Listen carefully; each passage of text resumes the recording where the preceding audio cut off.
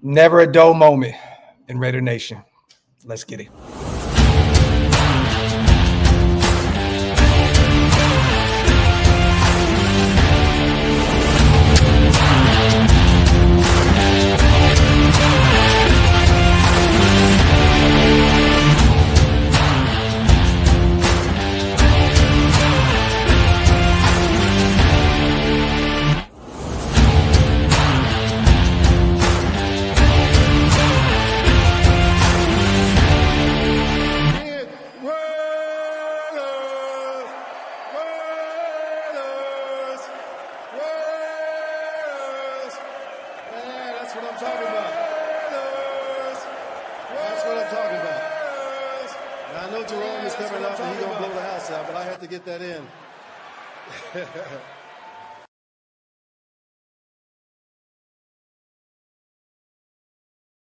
Yo, salute to everybody already here in the building. As you know, man, welcome to the latest installment of the Graphic and Wasted Show.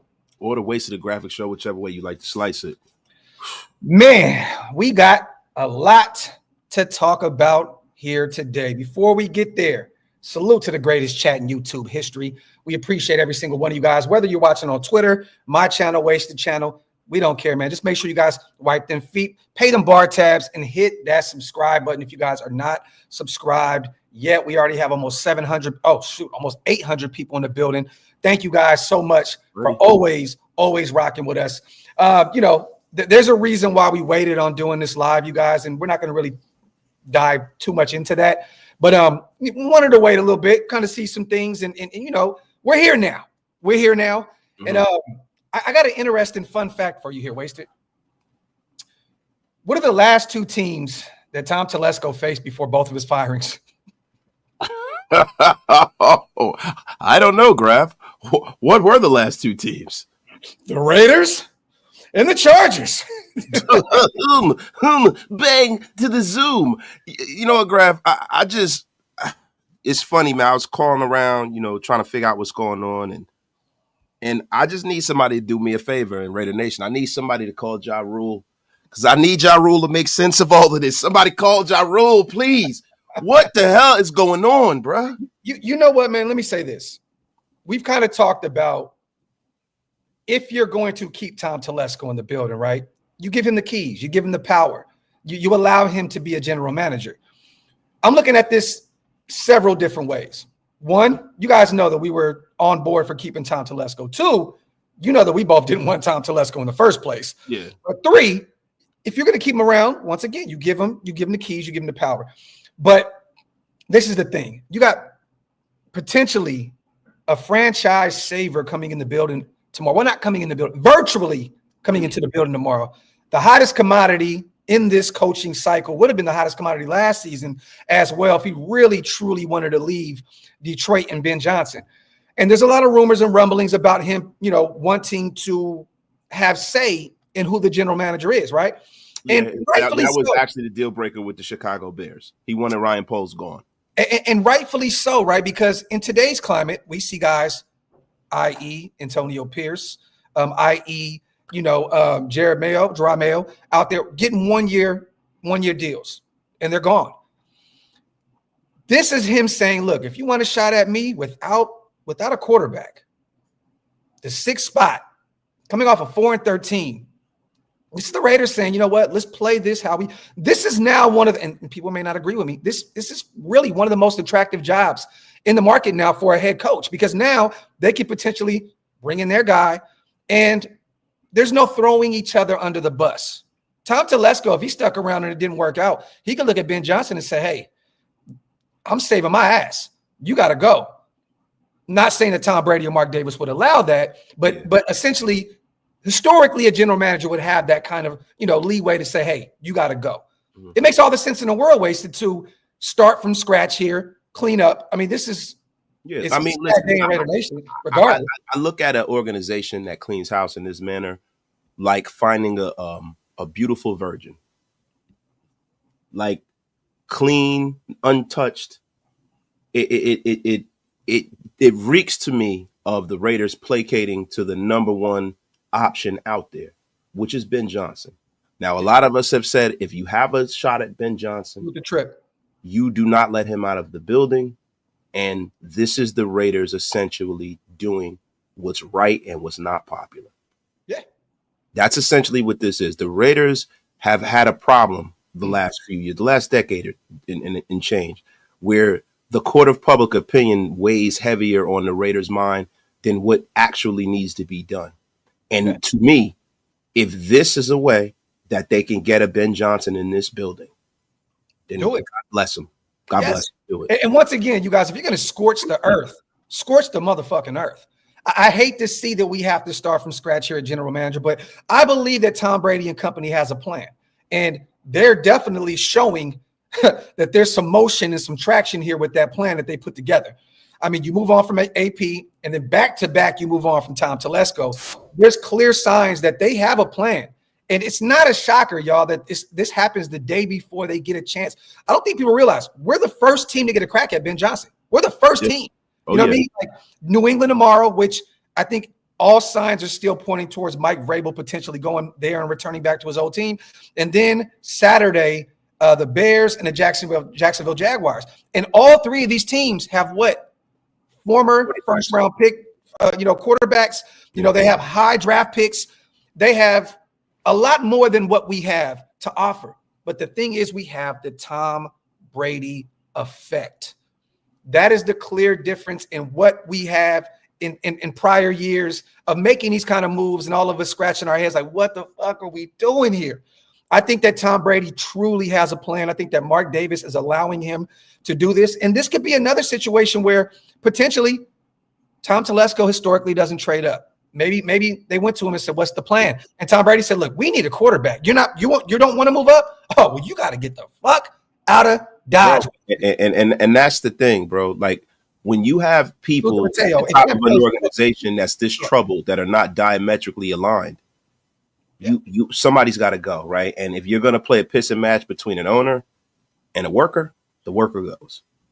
Yeah. That's just how it goes, man. That's just how it goes. So, I think that Tom Telesco did a great job in the draft last year. And I don't ever want to I don't want to look like I don't think that this job leaves Tom Telesco worse for wear to getting employment in the National Football League. Not at all. I think this actually helped him be able to get another job in this league, and I think he will.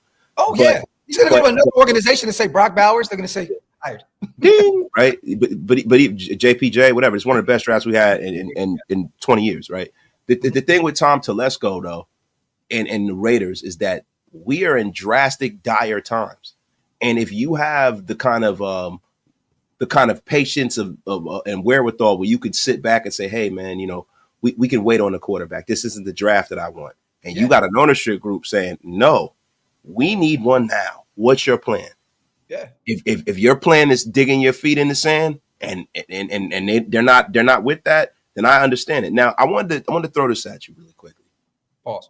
I've heard you should have said that's what she said. I mean, if you want to be technical, right?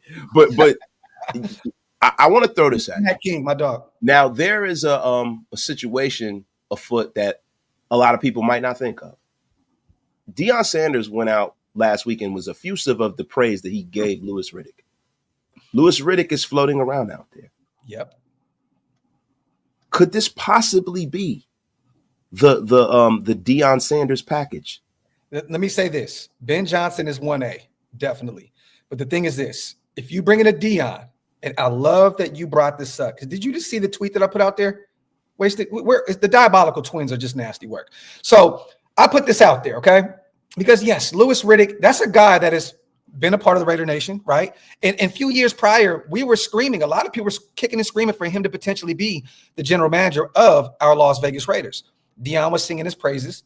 This is coming on the eve of me and Wasted being on Deion Sanders' documentary. If you guys haven't got a chance to see it, season 3, episode 5, the 14-minute mark. If you guys get an opportunity, you can hear me and Wasted going on a rant on the Deion Sanders documentary. Shameless plug, you guys. But most shameless plug there's ever been.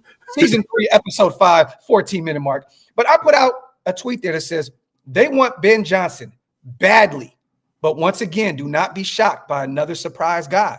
As Telesco kicks rocks, They may aim for a boulder. They may aim for a boulder. Take that for what it is. Boulder, Colorado. I think that is definitely a plan that can be in motion if the Ben Johnson situation does not happen. And I said this before, Wasted, and people were saying I was tripping, but this is the thing. You essentially locate your general manager, your head coach, and your quarterback in one WOP. All you got to do is bring in Shiloh there in the middle round, somewhere late rounds. Yeah. And hey, you got exactly what they wanted. I'm saying this. Deion just put it out there yesterday, the day before too, on a few podcasts, that the only way he would think about going to the National Football League is bringing my sons, plural, sons. With a Z. And what team would try to touch Shedeur Sanders if we're there at 6 with Deion Sanders as the head coach? What team would even try to touch Shedeur Sanders? I don't know what team would even think about doing that, because Deion's going to say, look, behind the scenes, oh, yeah, you play around if you want. Play around if you want. He's not going to show up. Yeah, he can. He can. Now, this is the thing you got to ask yourself, right? With Deion being a part of the organization, is there a possibility that it becomes tampering? And that's something that you got to think about. Is there a possibility, #tampering? This is what we talked about, because now you're a part of the organization. Now, what does that mean, right? Yeah. I just, I'm going to be 100% honest with you, man. Larry. I don't like the optics. I don't like the optics of how things have kind of transpired. Yeah. I really wish that the Raiders could have got together and did all of this in one fell swoop, because it looks rather dumpster fire adjacent. Well, let me fight back a little bit. Let me play devil's advocate. I did not like the way they did the AP thing, but I do believe them moving on from Tom Telesco today essentially says there's a plan in motion, that there's a plan of attack, that they have an idea of where they want to go. Now, let me mind you, if there's not a Deion or a Ben Johnson in the building very soon, then this thing can go south very, very quick. But one thing, Jacksonville, right? They kept Trent Balk. I don't know how they kept him and they moved on from Trent Balky is like the guy from Monty Python's Holy Grail. He won't die. Merely a flesh wound. He must have something on Shad, Shad and them out there in Jacksonville.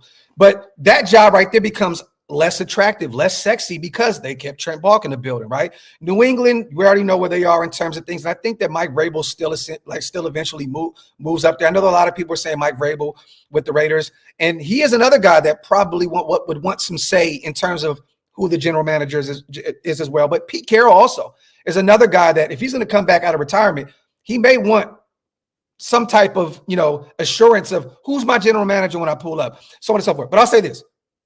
I think they're going all in on Ben Johnson, man. I do too. I do too. I have to give you another caveat, and I'm going to tell you why. Right? Pete Carroll, as accomplished and as great as he's been in his career, just and I hate to say his age, but the age is a factor, right? He doesn't hold that kind of weight anymore. Pete Carroll 10 years ago would have held this kind of weight. Mm-hmm. Kevin O'Connell, Ben Johnson, guys like that. These are the people in this league that hold that kind of weight. Yeah. Now, there were rumors about making a trade for Cal. I don't see that being the case. This is a Ben Johnson special. We don't have any inside information at this point. People have been putting feelers out. We're trying to figure out what's going on. But I'm going to be honest with you. This is Ben Johnson like your life depended on. You know what, Wasted? And salute to Midnight. There may be one guy in the building, and maybe we have to look at this timeline here. And salute to Chris gifting 5 Wasted Talent memberships. We appreciate you, brother. Get Off My Lawn gang is growing daily because of you guys. We appreciate you guys so much. If you want to become members, hit the links to pinned up top. There's a guy that's still in the building that I think Ben Johnson got his start with, Joe Philbin. Yeah, Miami. He's in a building right now. He's still our offensive line coach until he's not. Maybe that can be a guy that Tom Brady brings into the interviewing process as well. Like, hey, remember, it started here. It could finish here as well. That's another guy that could potentially bring in. They gonna wheel in Murphy from RoboCop. I'm just saying, man. I'm just saying that they can use Joe Philbin as a bargaining chip as well. Like, hey, you started with him down there in Miami. That is a terrible bargaining chip, Grab. You are reaching like Mr. Fantastic right now. Joe Philbin. Joe High Stakes Philbin, get the F up out of here with that crap. Goat. Salute the Black Tails real quick. Salute my bros, Wasted. Mark, listen to you and let his nuts hang. And I'm gonna be honest with you. I'm glad. Listen, go full out. Just go full out. Listen, I wouldn't be surprised if tomorrow Mark is on stage with a projector and everything. I love it. Read this real quick, because I know Big Daddy Kane's your man. Yeah. Oh, yeah. In the words of the great Big Daddy Kane. Matt King. Yes, man. Look, and I put something out there as well. It was so hilarious. People were saying, "Oh, you're reaching, Graf, you're reaching." I said the Brady effect. I put a video out there that said the only reason that Ben Johnson even coming in to take this interview is out of respect for Tom Brady. And then Diana Rossini posts a tweet that today as well of the only reason that I'm like, you guys, it's just so funny, man. Like, we say this is this and then it's that. It's like, look, man, it doesn't take a rocket scientist to understand what is going on here. If Brady is not in the building, you think a Tom Telesco is going to bring in a Ben Johnson? There's no way in hell. There's no way in hell. No. There's no way he even answers the phone. Salute to the 2,400 people here in the building. We appreciate you guys. Wipe them feet, man. Pay your bar tabs. Hit that subscribe button on both channels if you guys are not subscribed yet. We're going to have a long, illustrious show today, you guys, so stay tuned. We're going to talk our shit, have some fun, and we're going to go into some more coaching talk as well, GM talk, so stay tuned. Salute to Kenny Mack. If TB12 Mark Davis lays it out the right way, Ben Johnson gets the money and anonymity to recreate the Raiders in his image. Don't let him get out the door. Facts, man. And people keep saying that, what has Ben Johnson done? What has Ben Johnson done? I mean, he's put together one of the greatest offenses that we've seen in a long time. And do you guys remember why John Gruden, he was a guy that got the job as well coming in where Ben Johnson was essentially, right? Yeah. Well, this is how most coordinators and great coaches start. Yes. You got to give them their start somewhere. This is Sean McVay hire. This is the Andy Reid hire back in Philadelphia. This is the John Gruden hire. This is the Kyle Shanahan hires. That's what this is, But look, when it's all said and done, right? Do we want innovation or do we want to preserve something that was once great, right? So I had two ways of looking at this. I said to myself, in the AFC West, you have a master class of coaching. One of these things are not like the other. We have Super Bowl winner, national championship winner, like over 100 years of experience coaching and success, right? More wins, the most illustrious group of coaches, even without our coach, in the whole league, right? Yep. So you got to combat that either with something that can run alongside of that, like Pete Carroll, and or Bill Belichick, or you got to go out there and go get the new thing. Yeah. Right. So the way I view the AFC West is if this is the hierarchy of the NBA, we got Steph, LeBron, and KD in our division as coaches. Yep. And we went out there and we're trying to hire Wembanyama. Yeah. Yeah. And what's funny? I love that you brought up the Bill Belichick thing, because there was a lot of rumors and rumblings about him yesterday. And it came out, I remember Vinny B stated something that around the league, he heard sources of Tom Brady just reaching out to him and picking his brain about what direction he should go. I don't find this to be a coincidence that the following day he potentially talked to Bill Belichick about trying to locate what they need to do moving on from Tom Telesco today. I don't find this coincidence at all that he is literally picking the greatest head coach of all time, the most decorated head coach of all time, brain about what we need to do, and then we move on from Tom Telesco the next day. This is the thing, you guys. If you're going to have a fire sale, have a fucking fire sale. What I said is, I've been saying this for months, is if you want Tom Telesco to do his job, allow him to do his fucking job. And it was clear. They weren't going to allow it. They weren't going to allow it. And also, the thing is the metric for success for Tom Telesco and the metrics for success for Mark Davis, the timelines are different. Yeah. Tom Telesco just got here. He doesn't have to wear the follies of the organization over the last 20, 30 years. Yeah. Mark Davis does. Yep. He's got to wear the sins of his father on his shoulder. He has to wear the sins of his own self on his shoulder. Tom Telesco doesn't understand what that feels like. Mm-hmm. And you know what? I'm glad watching Mark Davis show a little bit of desperation for once. Yeah, I am too. But you know what, man? And this is going to be said a lot this year with Tom Brady, because everybody was questioning what kind of power he was going to have, how involved was he going to be? We know now. He is heavily involved. And a lot of us always point back, us older Raider fans point back to the Tuck rule destroying this organization. With Tom Brady in the fold now, I do believe that he's trying to fix He's trying to be like Nas, destroy and rebuild it. He's trying to destroy and rebuild it. You know what I'm saying? And I see it. Letting go of Antonio Pierce Tuesday, the day after Black Monday. Letting go of Tom Telesco the following day, back-to-back days, back-to-back haymakers.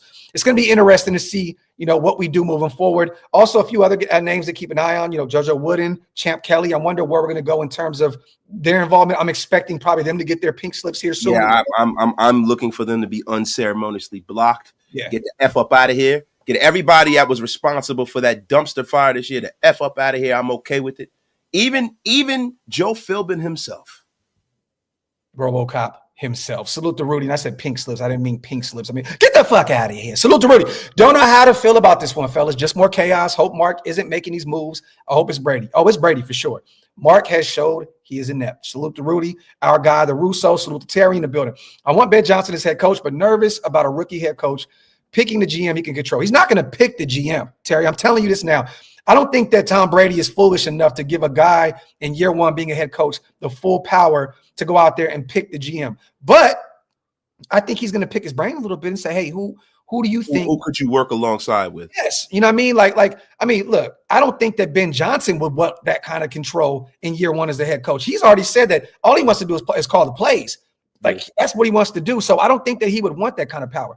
But as a first-year head coach coming out of a great situation in Detroit, why wouldn't you want a greater situation or a situation that's somewhat equivalent to that already set up? Why would you leave Detroit where they can make you the highest paid coordinator again another year and stick around, and you already have a team that you're fighting for a Super Bowl year in and year out?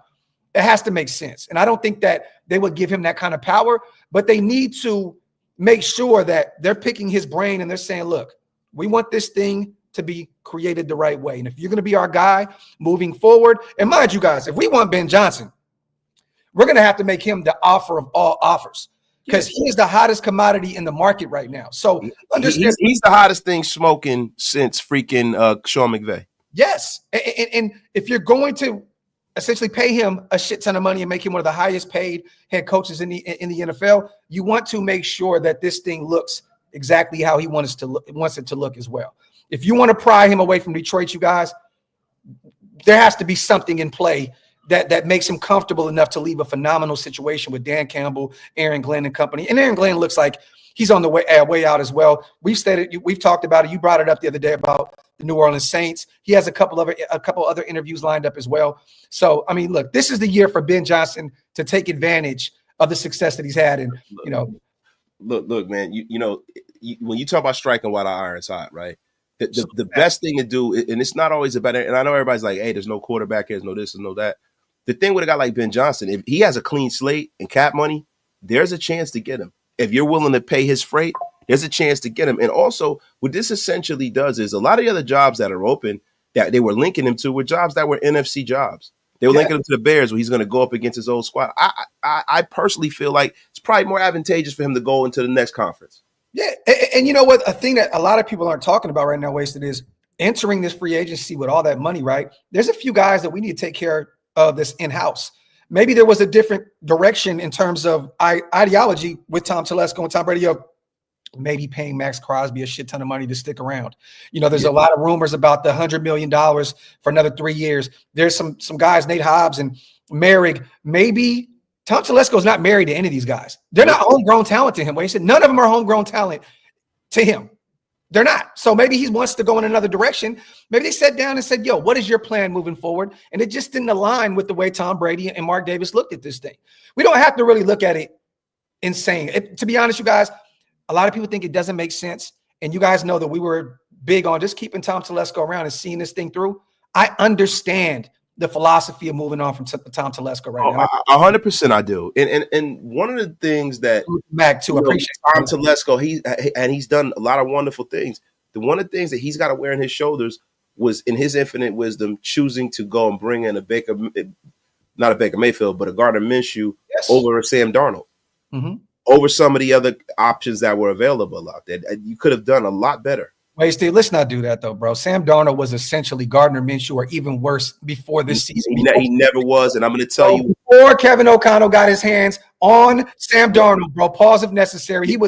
Bro, look, come on. This is the reason why. Because you being a GM, we got to look at pedigree, right? Sam Darnold is a first-round pick. He's a big, strong quarterback that's coming out of a situation where he's being groomed by Kyle Shanahan as a backup for the 49ers, and he looked good there, right? And then you get a guy like Gardner Minshew, who is, and Max Crosby called him a little ass boy, a Pro Bowler. What is a Pro Bowler? What does a Pro Bowler mean now, bro? Hey man, look, that's like being an influencer. Like, I'm just going off a resume right now, man. I'm just saying. F up out of here with that. What does it mean now to be a Pro Bowler? It used to mean something. Everybody gather around. That's enough of this crap. Let's get it. Gather around. I remember a time, and you guys, Wasted is going to have you guys gather around the Salute the laser. Look, there was a time where the Pro Bowl meant something because every jackwagon with their cell phone couldn't vote on it. It doesn't mean jack now. Nobody shows up anymore. Listen, we live in a world where Derek Carr made the damn Pro Bowl after like 3 other people turned it down. It don't mean jack. That's the only reason why he made it. I'm feeling a little better today, Graf. Don't you start with me with your nonsense. Salute to all the supers and salute to Wasted for not knowing what the fuck he's talking about. Salute to I always know what I'm talking about. Appreciate you, brother, on becoming a member. We have no idea what channel it is, but we appreciate you, brother. Real talk. If you guys want to become members of our channels, hit the links. They're pinned up top, man. Salute to all the new Green Dot gang and Get Off My Lawn gang. Salute to Gio. We love an off-season drama. I feel my hopium is kicking in. I'm having Raider delusions of grandeur. Ben Johnson would be a slam fucking dunk. Salute to y'all, man. Enjoy these football games this weekend. Hey, man, me and Wasted still got our team that's fighting for a national championship right now. That is right. Have some fun today. Definitely gonna have some fun. Salute to Gio. I bet it's GM Thomas Dimitrov and Mike Vrabel as head coach. Both Brady history. You know what's funny, man? The more we start getting detailed into this and the more details I don't think that Mike Vrabel is a realistic option. I'm not saying it can't happen. And I don't think that Thomas Dimitrov is either. No. I'm not the biggest. Everybody, lauds Thomas Dimitrov and what he did down in Atlanta, and I don't. Yeah. I don't. I'm not a big Thomas Dimitrov guy. Yeah. Facts. Salute to cut the check. Number 1, Brady is ruthless. Number 2, they're sending a message out to Vrabel, head coach candidates that we're cleaning house for you or whoever to come in and do their thing. Let me say this once again. I think that Vrabel is like option 3, personally. I think that there's a lot of extra talk, and we've talked about it a lot as well. We're victims of circumstance as well with the whole Vrabel Tom Brady connection. But once that New England job opened up, we kind of already pivoted. Like Vrabel's not realistically an option for us. Yeah, and Tom Brady is walking around like Michael Corleone at the end of The Godfather. Yeah. He is sitting there at the christening, and all family business is being settled today, damn it. I love it. Love it. Salute to 10 Commandments. Tom Brady has been supportive of Liam Cohen, the OC for the Bucs. Cohen has said that talking to Brady is like talking to another coach, and that he's learned a lot from Brady's approach to the game. That's another guy to keep an eye on that we've talked a lot about over here at Shieldmore is Liam Cohen, the offensive coordinator for the Bucs. Definitely another guy to keep an eye on. But I do believe that this is another situation, 10 Commandments, where he's like the 3rd or 4th option on this. I think that they're going all in for Ben Johnson tomorrow. That's just my, I don't have any inside source on this, you guys. They're keeping this very tight knit. I don't have any inside source. I just believe that they're going all in. Once again, remember Tom Brady did state that he would have loved to play in that system that Ben Johnson put together down there in Detroit. And this is Tom Brady, the 7-time Super Bowl winner, one of the most highly decorated football players of all time, if not the best. You know what I mean? So, but that's definitely a name to keep an eye on as well. Salute to I Am 360. Wasted said, "What you want, huh? Dope or dog food?" You already know. Salute to my guy Zahn as well, gifting 10 OLV Raiders Network memberships. Salute to my brother and one of the GOATs over here, my guy Zahn. Appreciate you, brother. Salute to all the new Green Dot gang in the building. And salute to our guy, David Zahn II, for always supporting what we do over here at Shieldmore, man. Salute to Lucky King. Salute to the GOATs. Wasted, good to see you back, brother. Facts. For those who are just chiming in right now, man, just joining. I see the numbers are going up right now. We are talking about Tom Telesco losing his job today. There's a lot of rumors, a lot of innuendo going on about, our head coaching vacancy, our general manager vacancy. We're just here to talk about all the possibilities and options. I just saved that right now too on Twitter. Facts. I love it. Blaze, I don't think that we keep Rob Leonard back with a check. Yeah.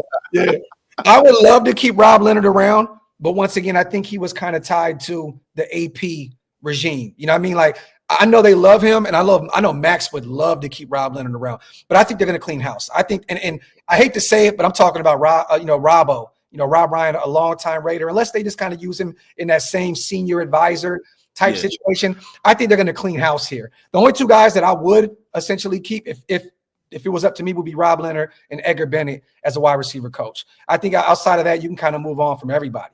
I think that they're probably going to go and give Rob Leonard a chance to interview for the job. Yeah, hell yeah. They'll give him a chance to interview for the job, and he'd probably have to get the job on his own volition, to be quite honest with you. Yeah. But you know what, though? Maybe they can sell that to Ben Johnson. Like, hey, Rob Leonard has a lot of respect, in this building. Max Crosby, Wilkins, these guys they go to war for him week in and week out. Maybe that's the name that we can look at in order to keep around on the staff. If we do somehow, some way, pull a game 7 out of our hat and bring in Ben Johnson. And once again, you guys, it is a long shot. It is a long shot. This roster compared to some of these other teams that are bringing him in, we're hoping and praying that Tom Brady, that Brady effect is real, and we can lock that up. But don't think for once, you guys, that he's going to leave that interview tomorrow and it's just sewn up. He's going to go through the process. He's going to listen to everybody. Okay, see, Graf, I'm going to be quite honest with you, man. I think that some feelers were put out there for them to make a move like this. Some feelers were put out there. I'm going to say, like Dr. Umar Johnson, some feelers were put out there 3 times. Whomever is going to get this job, I think it's a done deal. Yeah, you know what's funny? I do too, but then I think that there's a signed, sealed, delivered. But I do believe there's another situation that's sitting there waiting in case that falls through. And once again, we talked about the Deion situation. I'm telling you now, man. I think that Ben Johnson is wave number 1, and I think that Deion situation. Mark can't help himself, man. And I think Brady's very close with Deion. They're like this. The Shador, effect with Tom Brady. I'm just saying, man. I don't want to look past this, but I agree with you, though. I do believe that they have a situation that's already kind of set in stone. But they do have a few backup plans as well. You can't in the NFL expect. And nothing is done until the person walks through the door. Even then, we watched him with Cliff Kingsbury. Look, we Bill Belichick do it. I'm not going to be the HC for the NYJ. You remember that? I don't know if you're old enough to remember that. Yep, I do remember that. That was a very long time ago. And I'm going to be honest with you, man. Look, if you're talking about Deion Sanders, right, I don't necessarily think they would have had to clean house for Deion. They clean house for a particular reason, right? Now, is this the relationship between Tom Brady and Tom Telesco, right? Is this the fact that Tom Brady is going to be omnipresent over whomever the GM is? Yeah. Is that an issue for Tom Telesco? Was there discussion had about that? And that could also be a caveat of what went on. And from the people that I've talked to within the building in these past few months, Tom Telesco was a very standoffish, stick to himself type guy. Me and Stu talked about it even at the Cincinnati game. We were on the sidelines, AP and Mark talking, laughing, shaking hands. Tom Telesco's on the other side of the field, watching, observing what's going on.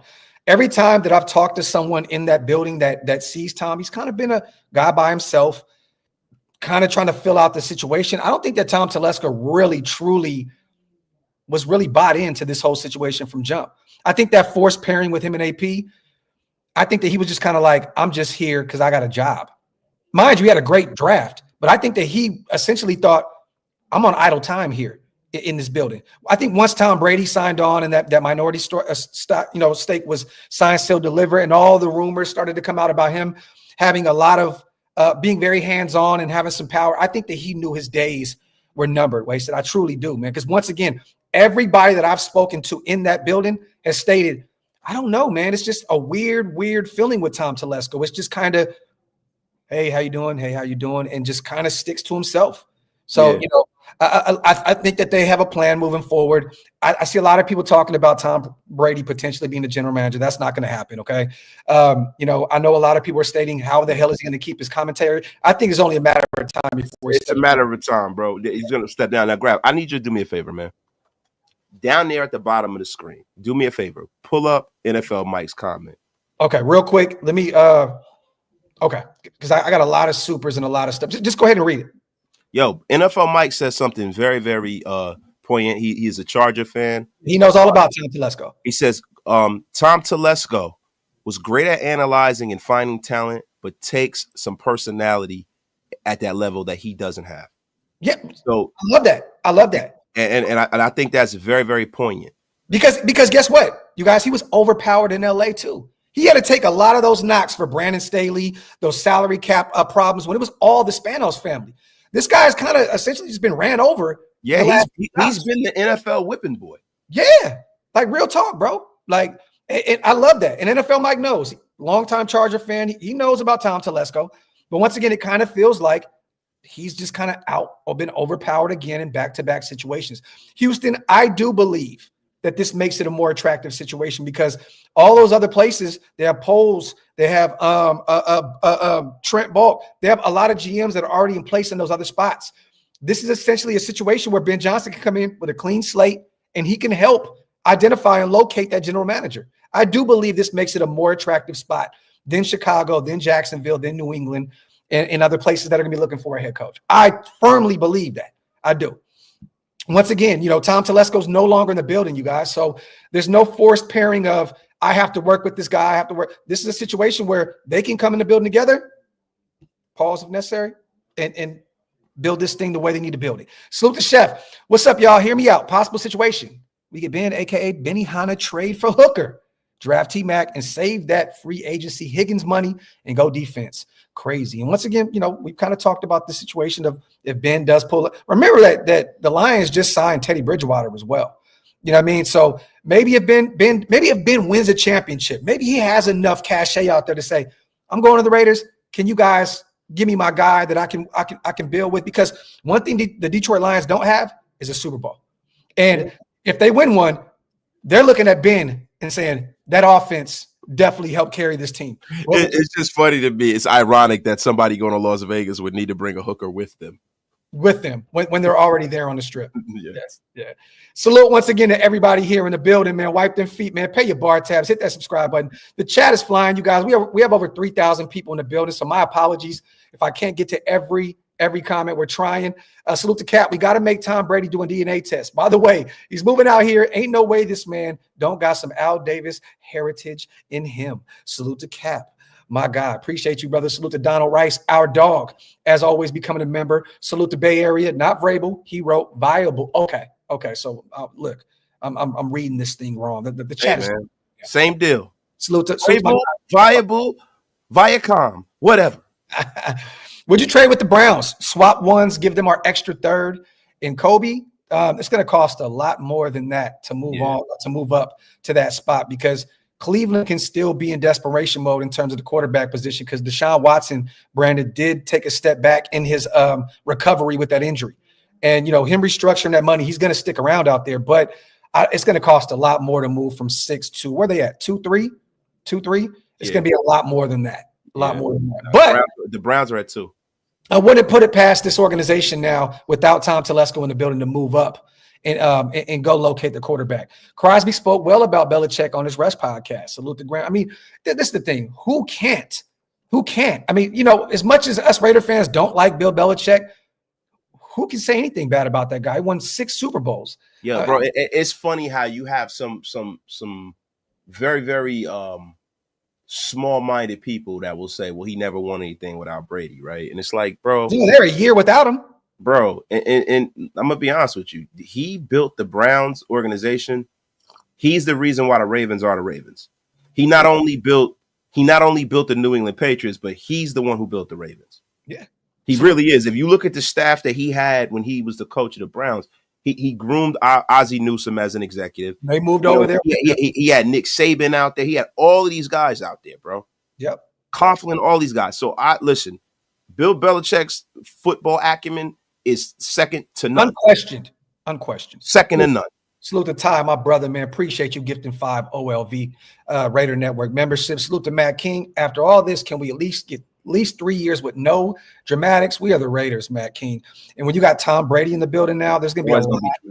There's going to be a lot of talk with Mark Davis, running the show. There's going to be a lot of talk regardless. We're in Las Vegas. We're the Raiders. It's going to happen. A lot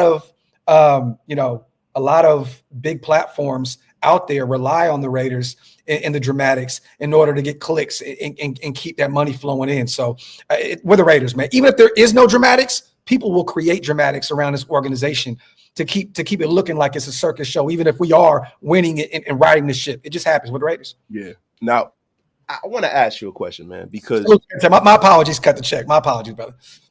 Let me ask you a question, man. What happens to the populace of the nation? And I just want to ask you personally, what happens if we don't come away with Ben Johnson or Deion Sanders or Mike Vrabel?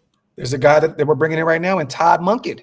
That is we requested to bring in for the head coaching spot for those who are not familiar with his game. Look, I'm going to make you familiar right now. Go ahead, brother. Please do. Let me make you familiar right now, damn it. Because, guys, look, I did a short today.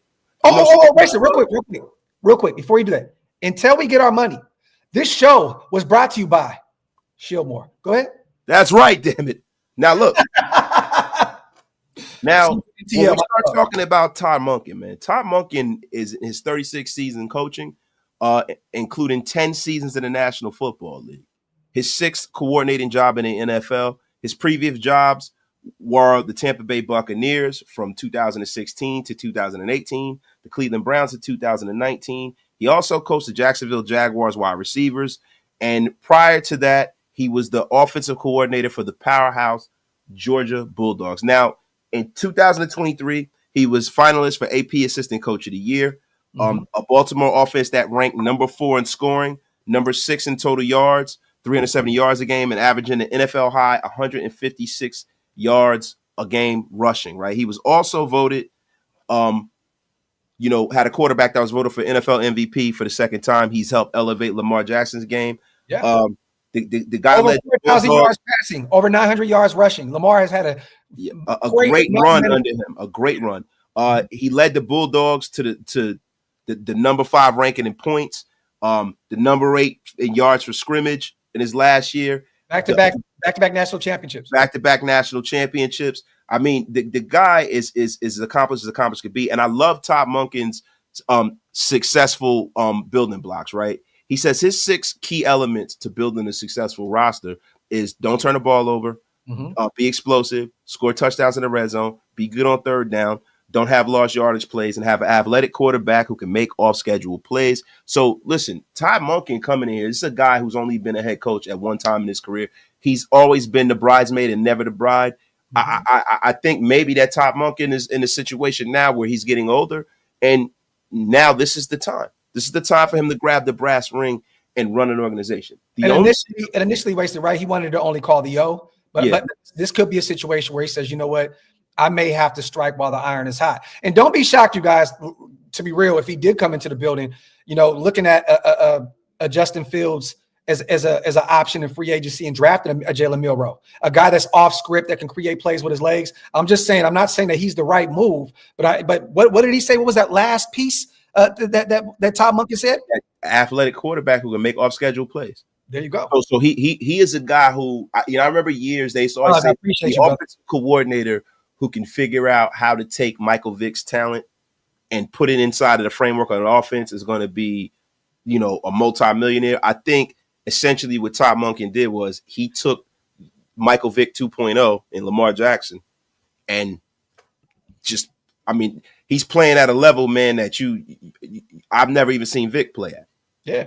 Hey, Stu, everybody would enjoy Joy Taylor to be in the building, man. It would be cool to take a look at those sweater kittens. Salute, man. And once again, I didn't mean to skip over my dogs. Super. He stated TT probably told him he didn't want to move up. Yeah, historically, he doesn't want to do that. You know what I mean? And salute to Hoppy, cleaned house for Gruden. You know what's so funny, man? Knowing this team, I would not be shocked. But I think that Mark understands if he brought him back in, what kind of black eye that would leave on this organization. The way he left, there's no way you can bring him back. And I understand they came to a settlement in 2021 when he decided to step down or resign.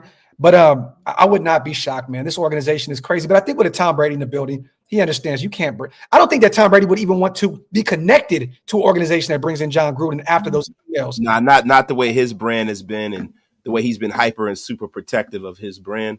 I don't think that he would risk something like that. I'm going to be quite honest with you. Salute to Niles, gifting 5 OLV Raiders Network memberships. Appreciate you, sis, and everything that you do for the channel. As always, salute to all the new Green Dot gang and Get Off My Lawn gang in the building. Salute to Cyrus Graf trying to be on another Sanders episode.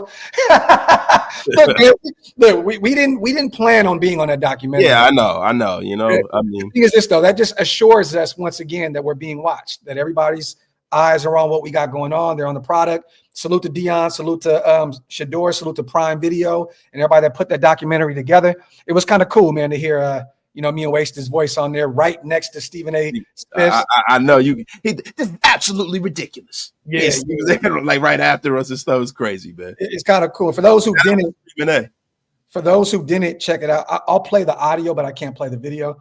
Listen to this.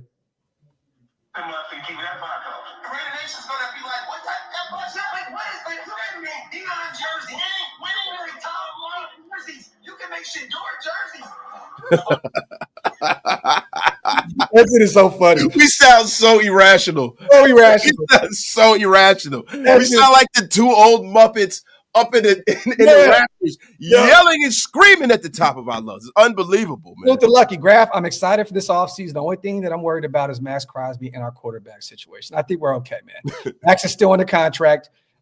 We can make sure that he's very happy with the next contract. Look, give him an extension, man. Give him another 3 years. Keep him around. But either way, I trust what's going on in the building right now with Tom Brady in the fold. And I think that Tom understands the value of having a Max Crosby in the building. And I think they're going to make sure that he's happy moving forward. I do, man. Salute to Lucky. Salute to Gio. Would Cohen be a huge downgrade from Ben Johnson? I think anything's that's subjective. Let me take this one, Grab. That's subjective, bro, because it all depends on, what it's people, place, and things. What situation you're in, what kind of roster you have to execute your plan. The one thing about Ben Johnson that I don't know, and the one thing about Liam Cohen that we don't know is it's one thing when you're a coordinator. It's a whole other thing when you have to lead the entire building. Agreed. Right. So who knows how they're gonna act under that construct? So it's not a downgrade. They're both very bright guys. It's just all about getting in the right situation and getting the right pieces to kind of make their vision come to light. Agreed. Salute to John B. If we don't get Johnson, I would like Todd Monken. We just talked about that. John B. would be a phenomenal option in Las Vegas. Salute to Tokyo becoming a member. We don't know what channel, but we appreciate you, Tokyo. As always, brother, we always see you in both our channels supporting. What if it's Gruden, Mateo? I would hate that move. I would not like that at all. There's other organizations, man. Go down to Jacksonville. Khan, bring in John Gruden, man. It would be hilarious to watch him try to work with Trent Bulk. That would be fucking Comedy Central must-see TV. That'd be hilarious. Salute to CJ. How about, what's funny, CJ? I thought about Ed Dodds immediately when this happened. I would love to bring him in. And Stu's still in the building in the chat. That's Stu's guy. And he told us in the offseason, we showed the text message and all that stuff about him when he got the interview to be potentially the general manager. He said, this is the time to get it right. I want to be a Raider, woo. It'd be interesting to see if Ed Dodds. Let me ask you a question. Do you think this is a little bit of revisionist history here? Not revisionist history, but correcting wrongs from last year. Do you think that maybe? You know what? I don't hope maybe Mark is he's going back and trying to erase the mistakes of off seasons past. You know what? Fuck that. I don't want it to be trying to fix what happened last year. I want him to fix what's happened the last 2 decades. I don't care about now that this AP and Tom Telesco stank is off of us. Let's correct what we have not done right in the last 15 years. You know what I'm saying? We have not been, longer than that, 25 years. I don't want to see him correct the wrongs of what he did this past offseason. Bro, we have not been a perennial playoff team in 2+ decades. We've been sold a load of shit outside of 2021 and 2016. Like, I don't want to see this be a situation where we get it right every 4 or 5, 10 years. They need to wipe the stank off this organization for the past few decades. Fuck what happened this past offseason. Fix what has been wrong with this team in the last 25 years. But let me ask you a question, bro. Salute to Cat. Had they done what was suggested last year, which was bringing Ed Dodds along with Jim Harbaugh, then it would have been fixed. So you can't look at it from that prism, right? Can't look at it from that prism, because last year, the thing that probably should have been done would have been the right thing to do. Yeah, that's it. I'm right. I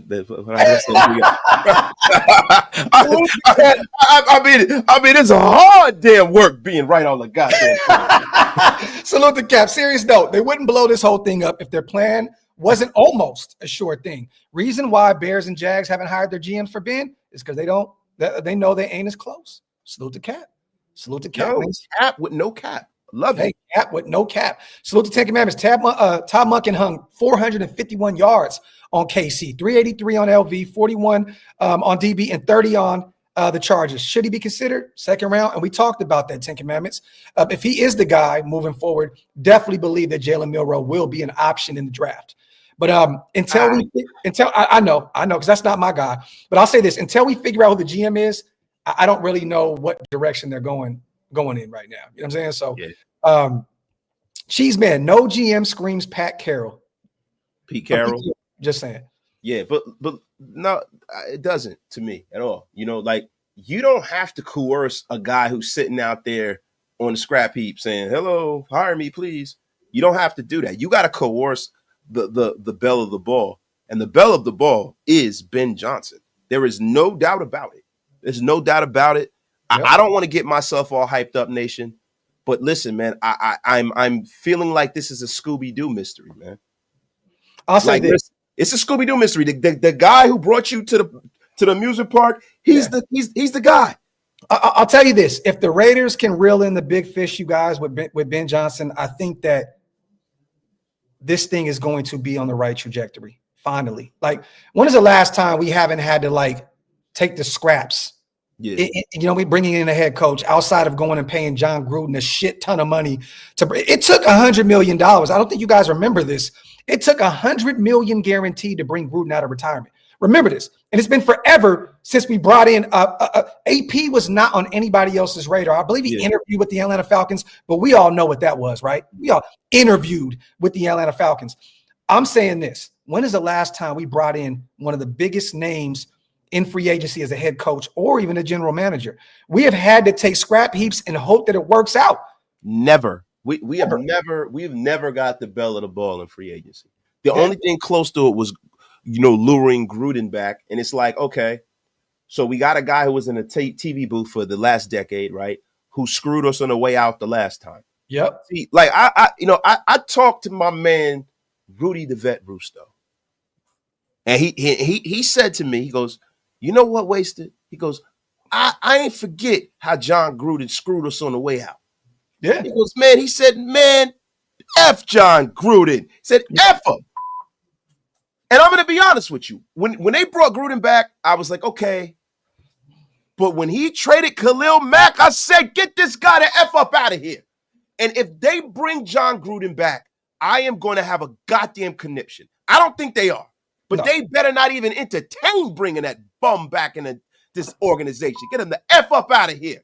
Terry, we'll talk about that. There's going to be some options that are going to be popping out the woodworks, but I think Ed Dodds is an interesting name. It is. Who do you think would be the top GM option in your eyes right now to pair with Ben Johnson? Because there's going to be some names tied to him very, very soon because of bringing him in for interviews. Are there any other names that you can think of in terms of potential general managers? And remember, you guys, we have Champ Kelly in the building. I don't know what that means. I don't think it means anything, actually. Yeah. Out of here with that. There's nobody I can think of, because I know Ryan Grigson. Did he get a job? I don't believe so. Did Ryan Grigson get a job? Mm-hmm. While you look that up, salute the Pilgrim. I'm looking up because I like Ryan Grigson. Stay safe, y'all. Y'all made it. Going to watch the documentary now. Laugh out loud. All I want to say is make the right decisions and just win, baby. Salute to my guy, Pillaging. And salute to everybody. Ryan Grigson's out there. That's a guy I would consider. Okay. Salute to everybody that was also DMing us and hitting us up about the Dion doc. We appreciate you guys so much.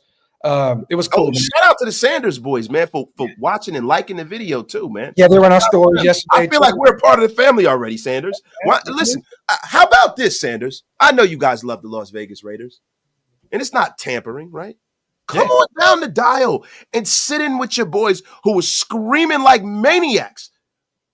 Just Sit on in with old Graf and Wasted, man. You know what's funny? Sanders magic on this pod. Before I watched it, Jay hit me up. Salute to our brother over at Woodson Whiskey. He said, I remember that episode. Wasted was losing his fucking mind. Shout out to Jay. I was like, I got to watch this now. I like what JVG said, man. We're not interviewing Ben Johnson. He's interviewing us. Talk, JVG. Talk. I like that. Not when Tom Brady's in the building. Yeah, that's fast. Not the most interesting. That's like saying that you're going to interview Batman. Batman always does the interviewing. What the F is wrong with you? Oh, shit. He said, if Ben Johnson comes, expect Ray Agnew to be the GM. Oh, some New York Giant connection? Okay. Ray Agnew. Man, that's a name I haven't heard in a long time, man. Yeah, salute to PJ. Careful, guys. Starting to think our head coach might already be nailed. Getting dangerously optimistic again. Salute to PJ Houston and pause. Oh. I was about to say, you're be getting nailed. Like, nailed on. Hello. What's wrong with you? We got 3,200 people in the building, you guys. Wipe them feet, man. Hit that subscribe button. Pay your bar tabs. Make sure we don't ask for nothing outside of just get them likes up, man. No, you know what I'm going to ask for? I'm going to ask for – I never ask for anything. Listen. Get our brother up to 13,000 people in here. I am less than 100 subscribers away from 13,000. By the end of this episode, if you guys mess with the Wasted One, go hit the damn subscribe button over at Raider Nation Unlimited. What the F is wrong with all of you? Get up to 13K. We want that 13K this week, you guys. Make sure to hit that subscribe button on this channel. I like this because Grandmaster, I don't know if you've seen, but somebody, was it Palmer? Somebody dropped a report yesterday that Tom would like a veteran in the AFC West to combat, Andy Reid, Harbaugh, and Sean Payton. So if it is a vet, it's probably Pete Carroll. You know what I mean? Like, I don't think it's Vrabel because Vrabel wasn't a head coach that long. I mean, he's a head coach for 6 years, but he's a veteran, but he's not a Pete Carroll, a Super Bowl winning guy, national championship winning guy. There's only two guys out there that have the resume to go and compete. And even Doug Peterson can't sit at that table, and he's got one. And Pete Carroll, I believe, is interviewing for the Chicago Bears job as well. And we talked about Louis Riddick as well, you guys, as the GM. Another name to keep an eye on. That did interview for the New York Jets job a few weeks prior. So this power move was done specifically for 1 or 2 targets. Brady is the Terminator. Talk, Mike. Talk, brother. I love it. I'm almost caught up, you guys. We're going to get back to our show. The super chats are flying today. We appreciate you guys so much. Mark told Tom Telesco to get the hell off my lawn. I think Mark wants Shador, and he didn't believe Tom could trade up to get him. New drama every day. Salute to my guy. Fuck the Chiefs. And I appreciate him, man. He's been over here for the past week. New name on the channel. Yeah, I love this guy, man. Yeah, he's been supporting. I think that's the next goated name. I do too. That's the next goated name. Like Johnny Kicknuts was one. Yes. Facu was one. Yeah. But now this is a whole new level of goated names right now. Hey, you know what? I like that 10 Commandments. I might hit up Hammer today and see if he wants to simulcast the Notre Dame and Penn State game. That would be fun because I'm still keeping an eye on Drew Allard because we don't know if he's coming, if he's going to declare for the draft. We don't know yet. I mean, all signs are him going back to Penn State. But the class is getting thinner with Carson Beck going into the transfer portal. Yeah, he's going to Miami too. Ooh. Carson Beck going to Miami. Now, so look at this, right? Hey, I think they might have got some of that Nevin Shapiro money again. So listen, listen, if you talking Drew Allard, right? If you talking Drew Allard, he is my number one quarterback over Shador. Period. Oh yeah. I'm not mad about that. Period. He's my number one guy. You guys know I've always said that. But you know what though? With Tom Telesco out of the building, I don't think he would be our number one option. You don't know that? I think Brady would value Shador. He loves Shador. But then I don't know, man.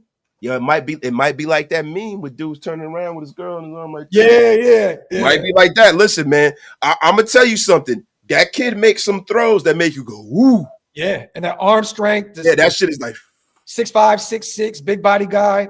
A lot of Josh Allen comparisons. It's going to be interesting, man. But if he goes, I think the Giants take him immediately. With the ball in the building, it just makes sense. He's the one that helped develop Josh Allen. I can see the Giants going Drew Allard. Salute to Ayers. Ticket prices went up, and they did, which is absolutely bonkers after a 4-13 season. Calling it now, Sanders. Salute to Ayers. The Sanders watch him. The Sanders watch him, y'all, is wild. Did he see what you mean? Maybe I'm reading this wrong. I don't know. And let me ask you a question. How many boxes of Z do you think it takes us to move up? Wait, what? How many boxes of ZD? I'm getting real Jersey on you. How many boxes of ZD? Yeah, I was like, bro, I'm from California, bro. We don't talk like that, bro. All right. How many street tacos you think it'll take to move up to get to number one? Dog, yo.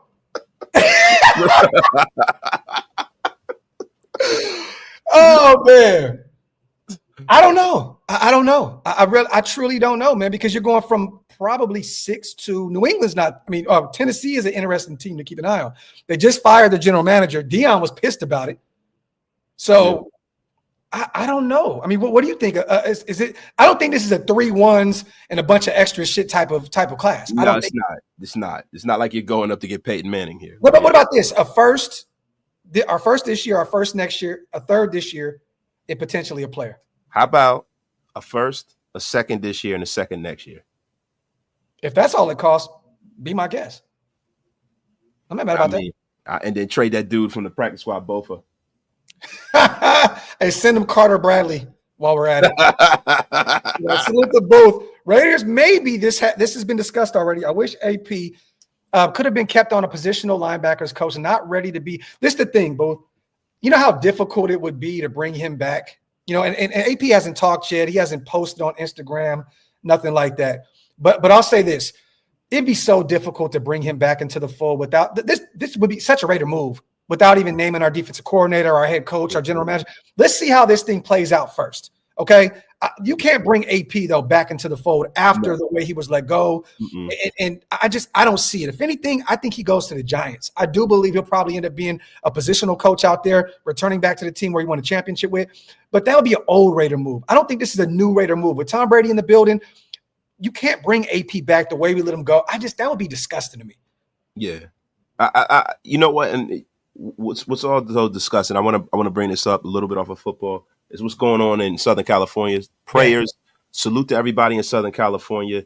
If anybody's affected by what's going on down there, our hearts go out to you, man. I've been watching it, man, and you would never think that, you know, in America that we'd have something that's this catastrophic and everything that could be done isn't being done. So, you know, I'm saying this publicly. I am going to look into doing whatever I can do to try to help the people of Los Angeles. And graphic, and we talked about this early this morning. Yeah, you know, we want to try to set something up to try to help the people and get out there though, like physically get out there, boots on the ground, and go and help those people out there, because it's terrible, man, what's going on, and it's not missed on me, because listen, man, that is Raider Nation, bro. Oh yeah, and me being from California, it means a lot, and it's so sad. We called my son's godmoms out there. They had no power yesterday. They live in North Hollywood.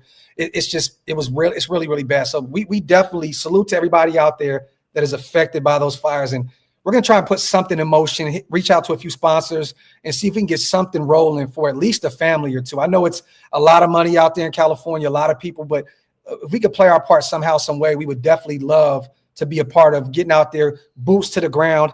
And I love that Wasted hit me up this morning in the text and said, yo, we got to do something about this.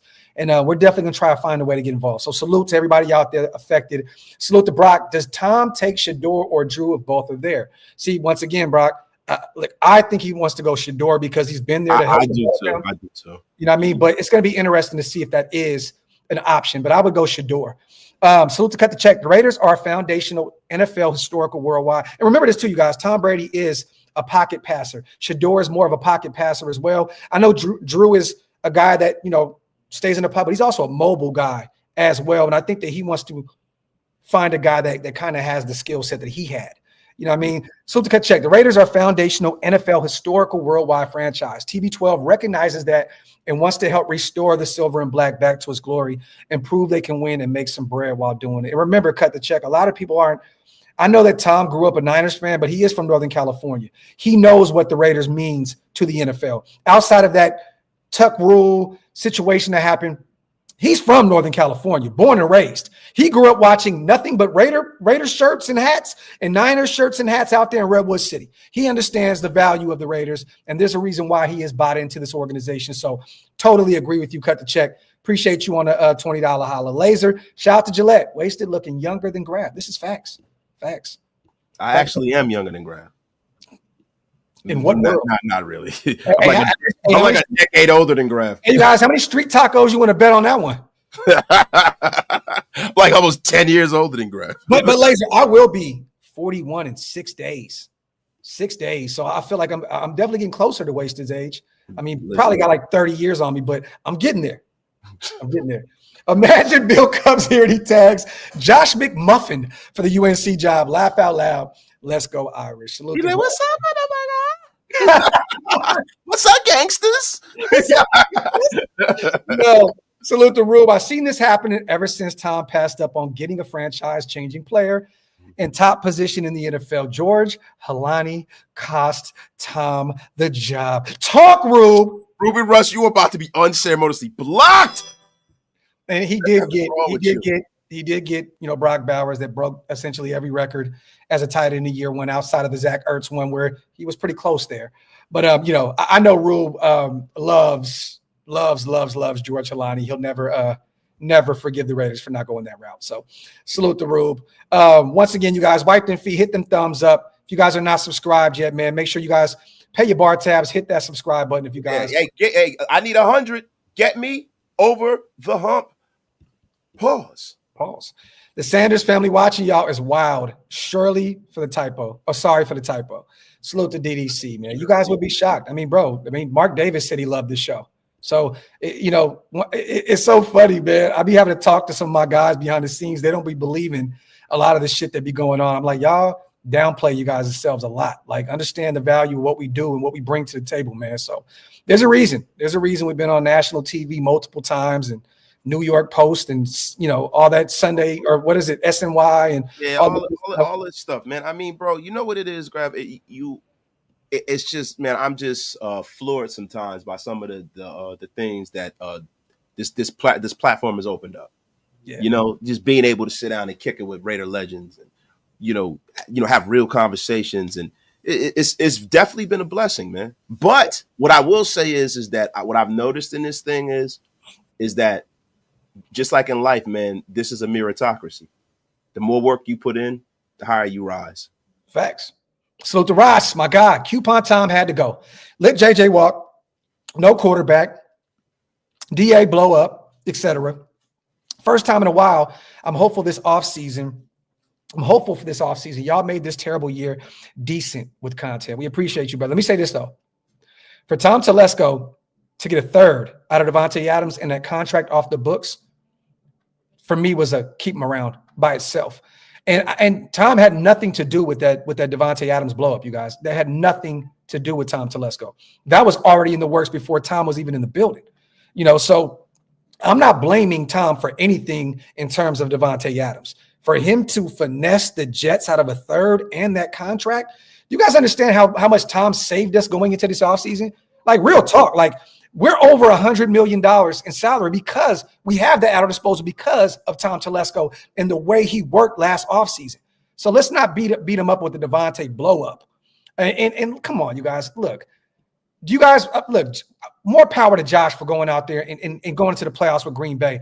But where we are in our trajectory trying to get up, we're nowhere near. A running back was not going to be the thing that kept us over the thing. No. Let me say this real quick, Graf. Getting back to the Ben Johnson thing, I know we got to read some supers, but I found something on the internet. It says multiple reports have insisted over recent weeks that if Ben Johnson were to take a head coaching job somewhere, he would seek alignment. Mm-hmm. People may translate it, but the simplest way to put it is he preferred being paired with a GM he knows and trusts. Yeah. So what obviously isn't known is who that executive would be. So there are many that have speculated that it would be assistant GM Ray Agnew, since the two have worked together since 2021. I'm telling you, another check in the Ben Johnson box. Yeah. Boom. You heard it here first. And mind you guys, Tom Telesco was fired on the eve of bringing in Ben Johnson, who once again allegedly wants some type of involvement with naming the next general manager. So there's no coincidence here, you guys, on the eve of bringing in Ben Johnson. And we were already on the outside. I mean, with Ben Johnson coming in with Tom Telesco in the building, I assume we were the fourth on the table behind Chicago, Jacksonville, and New England. So this definitely helps our cause, helps our case trying to bring in Ben Johnson. Salute to Johnny. Shout out to Wasted for the taco currency. Yo, I only see Johnson, Vrabel, and Pete Carroll asking for the GM to seal the deal. Anybody else have that juice? No, not at all, Johnny. You are 150% correct. Facts. Salute to my guy, Johnny. And salute to the taco currency. Yeah, man. Only Californians will understand that analogy. And Wasted is very much goated for going from the zini to the Taco Bell. Taco. That right there, Wasted deserves 100 subscribers. Hit that subscribe button on Wasted Talents channel, you guys. Raider Nation Unlimited, because of the street taco analogy. Thank you. Let me pop my collar real quick. Yes. And there's another West Coast. Yes, that's right. Listen. The only thing you're never gonna hear me say is "ooh." That's reserved for us Northern Californians. You know what I'm saying? Just got off work and bam, Tom and Jerry are gone. The excitement never ends. Salute to Jermaine. Tom and Jerry, not Tom and Jerry, bro. Hey, I seen a comment and I hope they're in the building right now, because it was so fire before Tom Telesco. Did you see that comment I uploaded about let Tom direct this journey or navigate us through this next journey? Tom, navigate. That was a bar.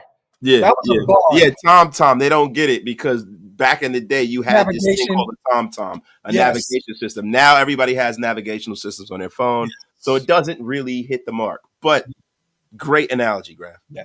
I love this. L11. Don't forget, Ben Johnson was 4-0 versus the AFC West last year. Ooh. Talk that talk, L11. Ooh. Salute to Victor with the $50 holla, man. Appreciate you, brother.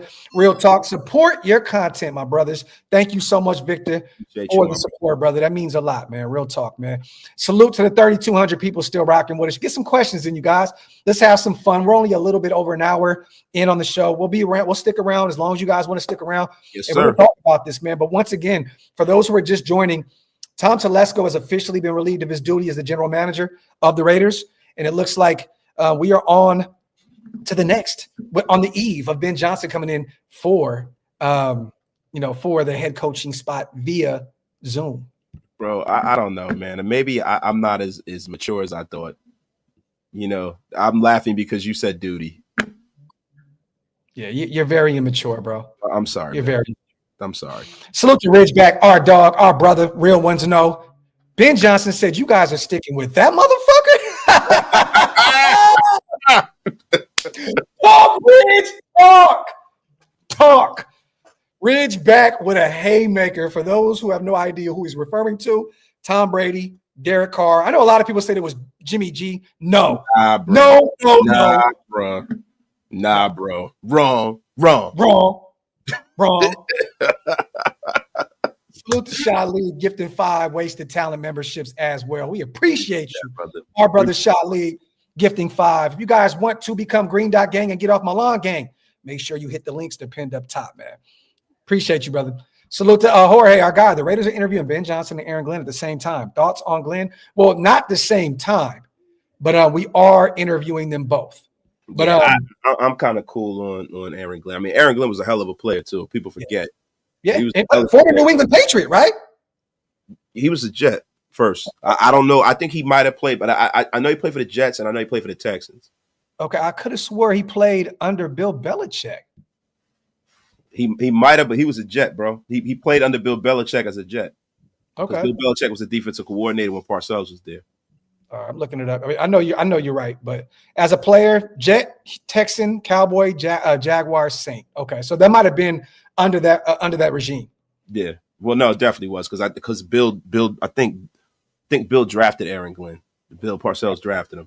But I know that he played under him. Yeah, he played under Belichick, definitely. Yeah, he's a Belichick guy. The Wi-Fi is low-key tripping right now. You're freezing up like a stripper, my brother. I know I'm in a snowstorm in Dallas right now. You're still good, though. We can hear you and everything's clear. But you're low-key freezing up like a stripper. Telesco has been unceremoniously fired. Salute to Fuck You, the greatest name in YouTube history. Unceremoniously blocked. This is a Scooby-Doo mystery. then TB12 is John Gruden after he takes his mask off. Yeah, I told you, bro. This is this is exactly, and I would have gotten away with it if it wasn't for you pesky kids. See, you guys caught that analogy earlier in the show. I love you bringing it full circle. Thank you. Go. And once again, I think that me and Wasted both agree that Aaron Glenn probably ends up with the New Orleans Saints as the head coach. They always find a way to name defensive guys they head coach down there in New Orleans. You know what I mean? Like they always do it year in and year out. They always find a defensive-minded guy outside of Sean Payton, of course. But in recent memory, Dennis Allen, I think that they will probably stick to that, and they'll probably go Aaron Glenn and pay him a massive amount of money. Jim Moore was a defensive guy. Yeah, there you go. So, but look, once they went offense, they ended up winning the Super Bowl with Sean Payton. But they did have a Drew Brees in the fold as well. So, salute to Zon, my dog, gifting 5 OLV Raiders Network membership. Zon, I appreciate you so much, brother. That means a lot, man. Thank you. Salute to all the new Green Dot gang in the building. Salute to all the Mob Fathers in the building as well, man. Triple OG hug, God dependent brand. All the people can't get right. Appreciate you guys, man, for holding down the chat today. Still got 3,100 people rocking with us as always. That's sleet in Dallas, Arlington, not snow. So Alpha, you must be from somewhere where it really snows. But I'm gonna tell you right now, it's snowing like shit right now in my house. Yeah, like, and that ain't, look, man. You guys understand something. When you're from a certain area where they're used to getting snow and salt, they have that plan baked in. They have that in their town budget. They have, dump trucks and it's all kind of laid out because they know it's an inevitability. But in a place like Dallas, they don't think that it's going to snow the way it is down there. No. So and I'm gonna tell you right now, I hate when people try to make fun of it. Like when they had that snow in Atlanta unexpectedly a few years ago, and people were stuck on the highway, and everyone's like, "Oh, they're idiots." It's like, bro, they don't have any salt in the South. What do they need it for? Yeah, and look, man, I'll tell you right now, as someone like me, my tires are balder than me, dog. I'm not going to the store. And that's bald as mo. Yeah, that's bald as shit. We might starve in this bitch. You know what I'm saying? But we here. Darth Brady just executed Order 66. Welcome to the dark side. Darth Brady. Listen. I'm gonna be honest with you, man. I know one thing, right? If Tom Brady, and this is what I was saying yesterday on my live, right? A lot of people say, why are we giving Brady? Because he automatically gives you credibility until he doesn't. Now, what they just did today is going to go a long way for the populace of Raider Nation, because if they don't knock this out of the park, then we're going to look at Brady as a jackwagon. Yeah. And we're going to blame him. And we don't even know if he was the one who pulled the trigger on this. Yeah. We don't know. We haven't even had any time to contextualize this. We haven't had any time to really put our feelers out there and see what actually happened so we can bring it to you guys. We just got on the air, And I'm going to be honest with you, man. This is a big move for the Raiders, man. This is huge. Yes. This is, to be honest, you guys, I'm actually excited about where we are right now, because this is probably the most pivotal moment in Raider Nation history, at least for sure in Las Vegas. The Las Vegas Raiders. This is an exciting time with Tom Brady in the fold, being able to help us identify the GM and the head coach moving forward, because it's critical right now. No quarterback. We have a very, very young team. Like there's a lot that's going into this situation. I'm excited, man. And cut the check. Let me say this real quick. Love California, right? And the house situation that we had available is not ready. Wasn't prepared for us to go out there in May. Me and my wife are looking right now at more homes in Texas. So, stay tuned. That's all I'm gonna say. Cut the check. Stay tuned. You never know. But sometimes, Wasted knows me. I jump the gun. I jump the gun a lot. You know what I'm saying? A lot. I get excited and I just it's water wet. But me going home and kind of seeing things for what it was and seeing that the crib wasn't ready yet and all that, just stay tuned. So the rule, no matter who bites the dust in his can, the one and only Deuce Gruden stands grounded. Deuce probably next in kin behind Mark Davis. Salute the Rube, man. You know what he would have did with George Halani, Rube? Oh my God, Deuce Gruden and George Halani, that would have worked wonders, bro. Famously. Thoughts on Aaron Glenn declining Pat's request to interview him?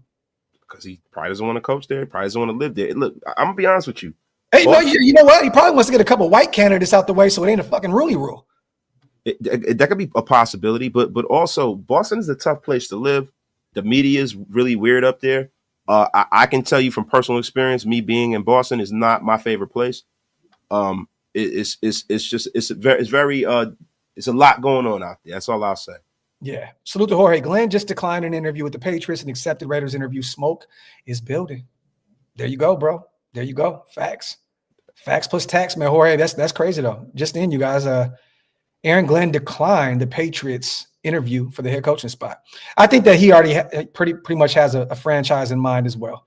Yeah. You know what I mean? Once again, and he has an inclination of who they want out there. Everyone knows what's going on. Yeah. Al, hope springs eternal after today's move. Davis now relying on Brady and his connections and less on Herrick, Ornstein, and the old guard. Glad you are feeling better, Wasted. Salute to my guy. Q19 on the $10 special. I want let's do this, and I want you guys to help us in the chat real quick. Top five options. And we're going to go in order here, okay? I'm going to start with mine, and I want Wasted's opinion on this. I'm going to go Ben Johnson, number 1, okay? Number 2, I'm going to go Pete Carroll. 3, I'm going to go Monken. 4, I'd go Vrabel.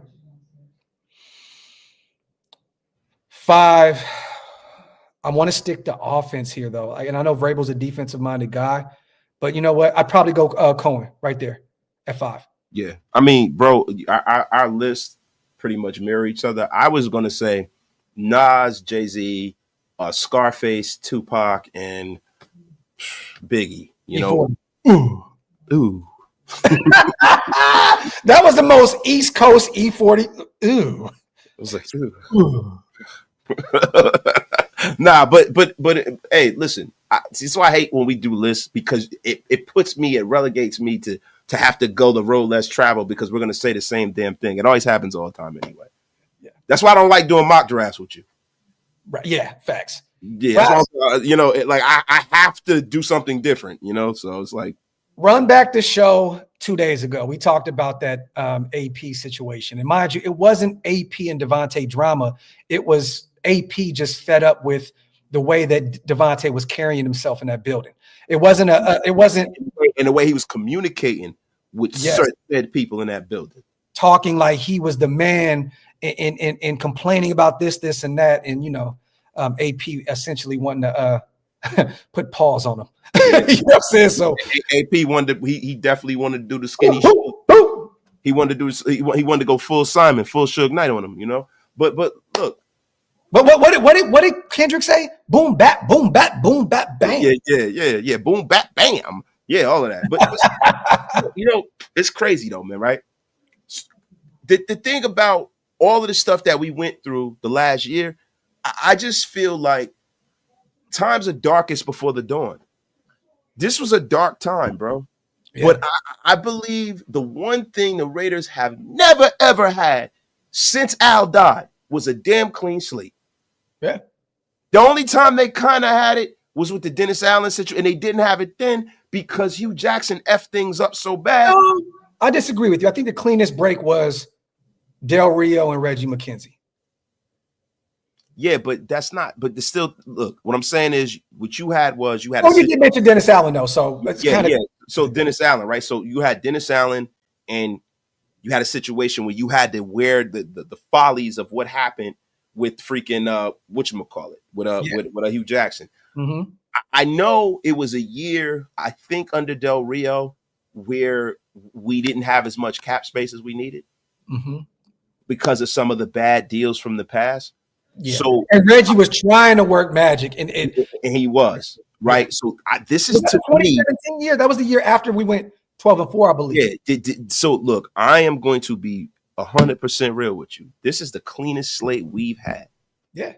The cleanest slate we've had, man. And even the Del Rio years and catching lightning in the bottle with a second round pick at quarterback and having a generational talent in a Khalil Mack. This is the cleanest slate we've had. We have more young building blocks here. We have some cheap players on first year contracts and deals. We have a full myriad of our picks, and we have a shitload of cap money. And we have some foundational pieces in Brock on the offensive side of the ball, Max on the defensive side of the ball under contract.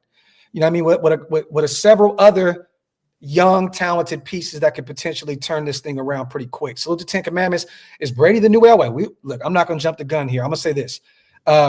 Only time will tell, 10 Commandments, but we hope that he can turn this franchise around the way John Elway did help the Denver Broncos go out there and win a ring, right? So, Yeah. win several as a player and one as, a general manager. TB will cost us draft picks at some point. Jay Hill, I don't think so. If he doesn't get out of the booth, he might. Yeah, no, you're right. You're right. If you don't get out of the booth, bro, listen, you can't serve two masters. You can't do both of those jobs, bro. I don't care. Like, if he's a non-committal kind of a guy that's not really involved, that's different. If he was a guy like Alex Rodriguez, right, who had some ownership in an infinitesimal amount of ownership in the Miami Dolphins, and he's doing baseball, that's different. But this is Tom Brady, bro. Yeah. And he is in our building every day, and Mark Davis is leaning on him. Yeah. Come on, man. Real quick, let me say this, Shady Business. I'm still sticking to we never said he was a great general manager. We said that he was a serviceable general manager. We finally had a real general manager. The thing is this, he went out and got us Brock Bowers. I don't have to go over that draft again. I don't have to go over how much money he freed up. I don't have to go over bringing in Wilkins, making a splash. Everything that he did helped this team in the building outside of bringing in Gardner Mitchell, which should have been a backup quarterback situation. Yeah, that's you don't want to beat him up because he couldn't trade up with the Commanders. Yeah, bro, and let me say something to you, Shady Business. Yo, no one said he was a great GM. We said he was an actual GM because we haven't had one of those in a long time. Shady Business. How about you do this? You go, you turn around, go in your bathroom, and clean your goddamn ears out, and go get hooked on phonics and learn how to read. Because, goddamn it, no one ever said that. Your opinion is shady business. Get your F up out of here with your nonsense. I'm feeling better today, damn it. Yo, F up out of here. It's like, bro, we finally had a real, essentially, when we brought in Gruden, you guys, we brought in Mel Kiper as a general manager. Like, real talk. Yeah, we brought in Mel Jimmy Kiper. Clausen. If you don't take Jimmy Clausen, I'll quit my job and I'll quit my job forever. I'll leave the business. Jimmy Clausen. Bro, if anything, Tom Telesco left this organization in great standing. Left us with a shit ton of money, a full draft class with additional draft class, potentially with Litton, Bilal Nichols, and a Meek Walk. We probably have some comp picks on the way, right? This guy has left us in great standing. I'm not here to shit on him.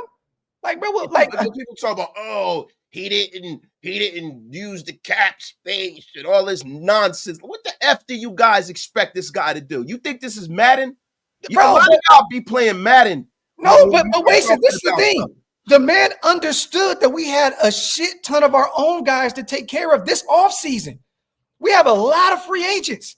Why not hold on to that money tight until you can figure out who you want to bring back? There's a reason why he didn't go spend a shit ton of – look, he's seen the way this thing went in year one. He said, whoa, let me hold on to this money at the trade deadline. We're not going to make any moves. We're going to hold on to this in free agency. We'll figure it out. And we got some guys to take care of. Max is going to want to get paid. Yo, if there are 27 free agents, Hug, if you want to keep Max, at this point, you got to go out there and pay him. He's still only, 27, 28 years old? Like, what did Tom Telesco do wrong in your guys' eyes outside of bringing a backup quarterback? A backup quarterback that was proven to be very, very cheap compared to all the other options in free agency. Because guess what? Maybe Tom Telesco looked at this being the year he asserted himself. Maybe Tom Telesco looked at it, is this the year he was going to be aggressive? But guess what? No matter what Tom Telesco thought, no matter what he had in mind, Mark Davis had something else in mind. And he told him to get the F up out of here. And devastated. This is the thing, right? Everybody keeps mentioning Amik Robertson. Was he a starter on that Detroit defense at the beginning of the season? No, bro. Please stop with this bullshit. Please. The guy had a good game against a guy he's played against his whole life. Yes. Yo, they grew up together. Yeah. High school. This is like Roy Jones and Antonio Tarver. That's what this is, bro. Amik always did that with the Raiders. We like Amik. He would look like Deion Sanders, right? And then he'd disappear for 5 weeks. Stop doing this Raider nostalgia bullshit. Y'all act like Amik Robertson went out there and became Darryl Stingley Jr. or something. Bro, we just watched that Detroit team have to sign Jamal Adams because everybody was hurt. Like, Salute to Meek. He did his thing. We love a Meek. Homegrown talent, once a Raider, always a Raider. But come on, dog. Like, are we gonna hold that over Tom Telesco's head by not bringing in a Meek Robertson? Get the F up out of here, man. Listen, you guys will sit up here and name every person who's ever suited up for the Raiders that we need to bring back. Why don't y'all come and tell me about somebody from another team that's going to be a free agent? But not just that way. You got Nate Hobbs in the building. He's your starting nickel.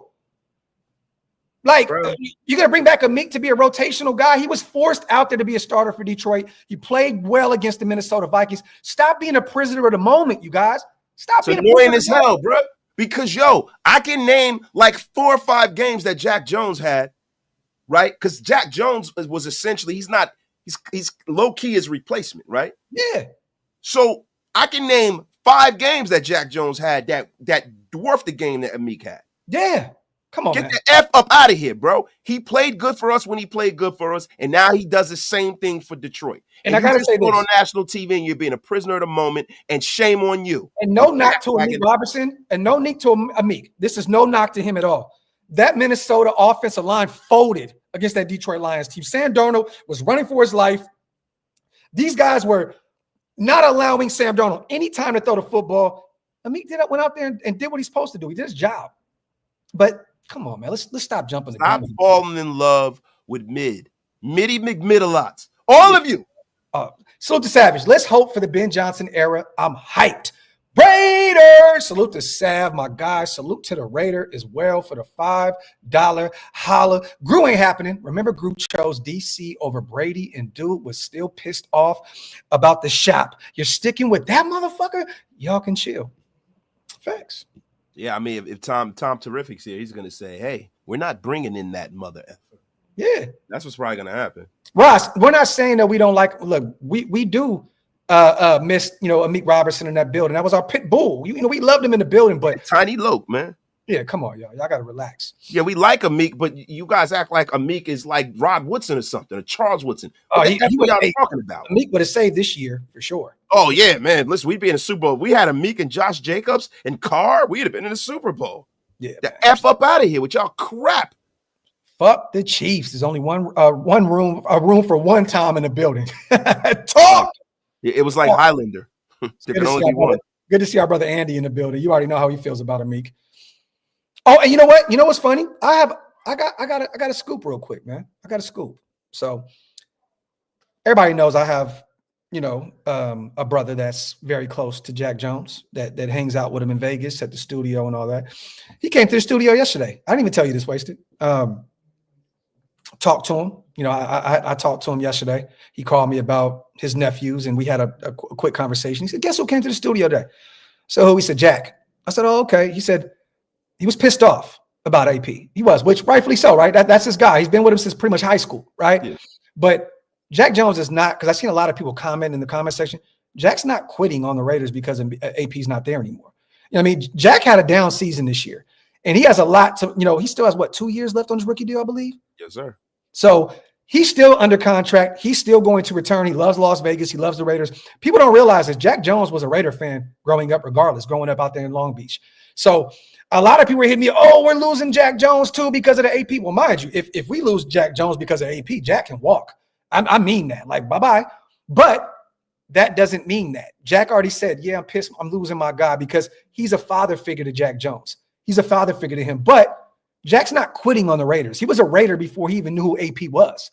So for those who are hitting us up saying, oh, because I've gotten a million messages about Jack Jones leaving. Come on, y'all. Jack is a Raider through and through before he even knew who the hell AP was. Okay, so, but if you want to walk because AP's gone, be my guest. Be my guest. But I can tell you guys firsthand, and I can FaceTime my brother right now, and he'll tell you himself, that's not happening. It's not happening. So, once again, salute to Jack, and we'll see him again this year. And if he doesn't make the team or he's gone, then hey, I think it's because of the new regime that's coming in that doesn't see that he fits with this organization. But Jack is still bought into what the Raiders are trying to do. But yes, he is pissed, like people would be, knowing that that's demands. If I'm at a job with Wasted and I get fired, you don't think that Wasted is going to feel some type of way? He will, but guess what? He's going to still continue to do his job and take care of his family. And I expect you to do the same, right? Exactly. So that's what you got to do. Yeah. So, I mean, come on, man. We got to stop on this whole we're losing Jack and we're going to lose this guy and lose that guy. Whatever, man. Whatever, man. F up out of here with your crap. Yeah, man. Salute to the 3,200 people still rocking here in the building. Yo, there's still 3,200 people in here? Yeah, man. Yeah. Did y'all know that we were on the beginning of Deion Sanders' documentary show? Did y'all know that? I just wanted y'all to know. Yeah, man. Yeah, man. Get a few more questions in here, you guys, before we get out of here. Once again, this is my take on this situation. We moved on from Tom Telesco. Was it a surprise a day after they said that he was sticking around? Yeah, it was kind of a shocker, right? Because all the big media guys came out and said Tom Telesco's job is safe. Once again, if you're going to have a clean slate, you have to have a clean slate. You cannot break down the house, but keep the foundation and build a house on top of the old foundation.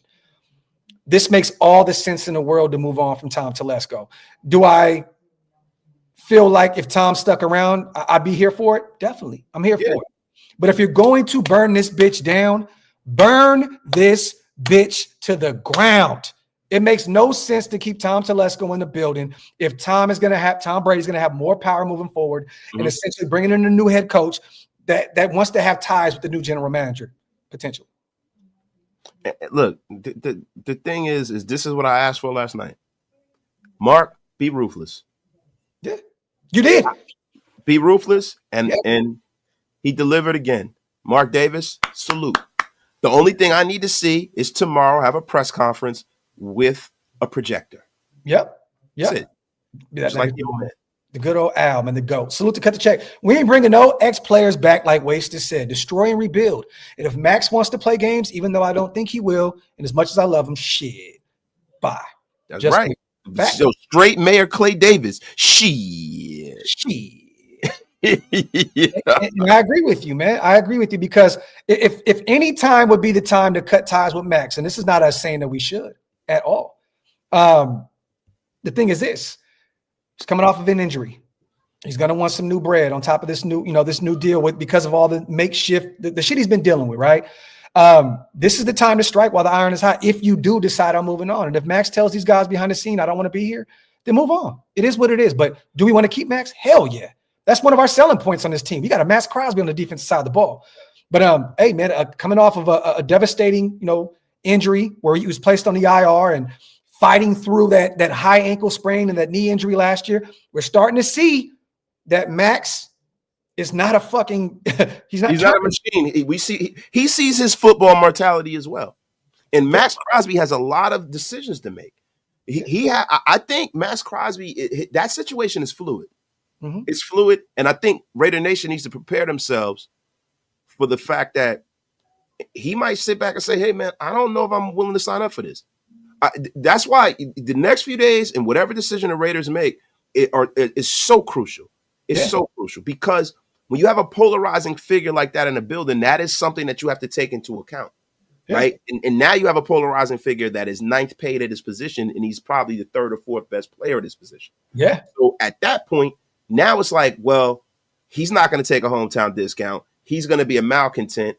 He doesn't like the decision we made, and we're burning this thing down to the ground. So look, man, no foundation. We burned it to the dirt. Yeah. Take him to, and I can see it. I can see it. I just want whatever happened, I want it to garner positive gains for us to become a perennial winner. And I don't mean to sound disloyal, but I'm not attached to not one player. If you tell me that you had to trade him for us to get to a Super Bowl in the next 2 years, sign me up for it. Hey, 24, my apologies, brother. The chat is flying. Put your comment in the comment section. We definitely value over here, 24. Put it in the comment. I'll find it. I promise you, the supers and everything is flying. We got over 3,000 people. 24, can you do something for me? It's very difficult to locate everything right now. Salute the chance. Fellow Raider fans love to live in the prisoner of the moment and nostalgia phase. I've never seen so many people want Gruden back. F that. We need a new dude who's a game changer. God forbid some fans want more than just crap. Chance, bro. I couldn't have said it any better, man. Appreciate you, brother, on a $10 or $20 special, man. My dog. Salute to Niles gifting 10 wasted talent membership, sis. Thank you. Thank you so much for keeping the lights on. Thank you so much, sis. We appreciate you. Salute to all the new Get Off My Lawn gang. because of our sister Niles. Salute to cut the check. That part. But mind you guys, I promise you, I swear to God, if they bring Gruden back, you'll never hear the end of it from me and Wasted. You'll never hear the end of it. No, I'll be calling about getting him out of here every day of the week. You'll never hear the end of it. If Gruden ends up coming back, bro, we will flame him all off season, all year long. I'm flaming everything. I promise you, dog. Look, hey, burn this bitch to the ground even more than what we've done to this point. That's right. Rorschach says, Sir Wasted is back, bitches. Thank you. Little gold dust for you there. Salute the 2-4. I'm still waiting on it, brother. Put your comment in the comment section. We got you. No, that's what I just read. Read a Rorschach 24. Oh, what did he say? He says, Sir Wasted is back, bitches. Okay, there we go. Appreciate it. Salute the 2-4, my dog. Man, come on, Hug. Appreciate you, brother. Salute to my guy gifting 10 OLV Raiders Network memberships. And while you're here, Hug, salute to our guy, man. He has a very, very prominent printer business, you guys. If you guys want to get anything printed, go through one of our own, support our guy, put the link in the chat, Hug, and let everybody know where to follow and where to support the business, man, because we definitely want to shed some light on your business, man. I know you guys are coming off a big year, and we just want to make it even bigger. Pause if necessary. So salute to Hug and his beautiful wife out there putting on for the nation and putting on for his company, man. Salute, salute, salute. Yeah, and Hug D's is finally going to be the distributor of the great and powerful Wasted Talent merch. No drop shipping. It is going to be all Hug. We are going to make a partnership. Me and the great Hug D's. Yep. Well, and let me say this, 10 Commandments. I don't know if you've seen the Princess of Darkness, which we're going to have on this off season as well. You guys yes. do not know. We tapped in. She will be on the show. The Princess of Darkness will be on the show this off season. Also, Jalen Richard just hit me up. He'll be on this weekend. If anything, latest this weekend. And we have a few other people coming on as well. But I'll say this. She just came out and stated that Richard Seymour definitely behind the scenes has some say moving forward as well. I think that this is the Tom Brady show, but I do believe that Richard Seymour will be a little bit hands-on with this situation, even though I do believe that Tom Brady is going to be the guy. Yeah, Richard Seymour got 1%, Tom got 10, but Richard Seymour's a big dude. Richard Seymour gonna be like, you gonna eat your cornbread? Salute to our guy, Hall of Famer, friend of the show, man. You already know, man. Salute to Richard Seymour. Definitely out there doing his thing, but he'll have some say. He'll be sitting in on those interviews with Ben Johnson and whoever the next GM will be. Definitely. Sweet baby Jesus, all my dreams are coming true. Some salute to pessimistic Frank going against his name. Optimistic Frank. Shout out to Optimistic Frank, Optimistic everybody. Frank, if you do not change your name to Optimistic Frank, we are no longer reading anything that you put in the chat. Pessimistic Frank, change the name. The energy has shifted, brother. Yo, I'm going to tell you, every time the great and powerful Optimistic Frank comes into the chat, that's exactly what's going to happen. Every time. Salute to our guy, man, in the building. Once again, you guys get a few more questions in. We're coming up on 2 hours, and we still have over 3,000 people in the building. What's going on with Champ Kelly? I think he's just kind of waiting for his walking papers at this point, brother. To be real with you. I think Champ Kelly is trying to be the donut guy, that guy that doesn't do anything at work, that brings in donuts and everybody loves him. Yeah. Hey, donut guy. I think he's like hiding behind a lamp with a lampshade on his head. Like, hey. He's probably running around doing everything that nobody else wants to do. Yeah. Here, you get just trying to stick around as much as he can, because I don't see Champ getting any job in this cycle. Nah, man. I see Champ up there being a guy that's volunteering to get on the grill. Hey, yeah. Want to eat? Yeah. That's a fire. Charlie, go get me the wood. Yeah. Give me the gasoline, Eddie. You guys got a great podcast. Different angles being spoken. Salute to my guy, FB. Appreciate you, brother. Salute to 2-4. Can't wait for your Raider Legend lives. The work you brothers do is effing amazing. Thank you for what you guys do. Appreciate you, my brother. Thank you so much, 2-4. Salute to Optimistic Frank. Optimistic Frank, the great. Hold on.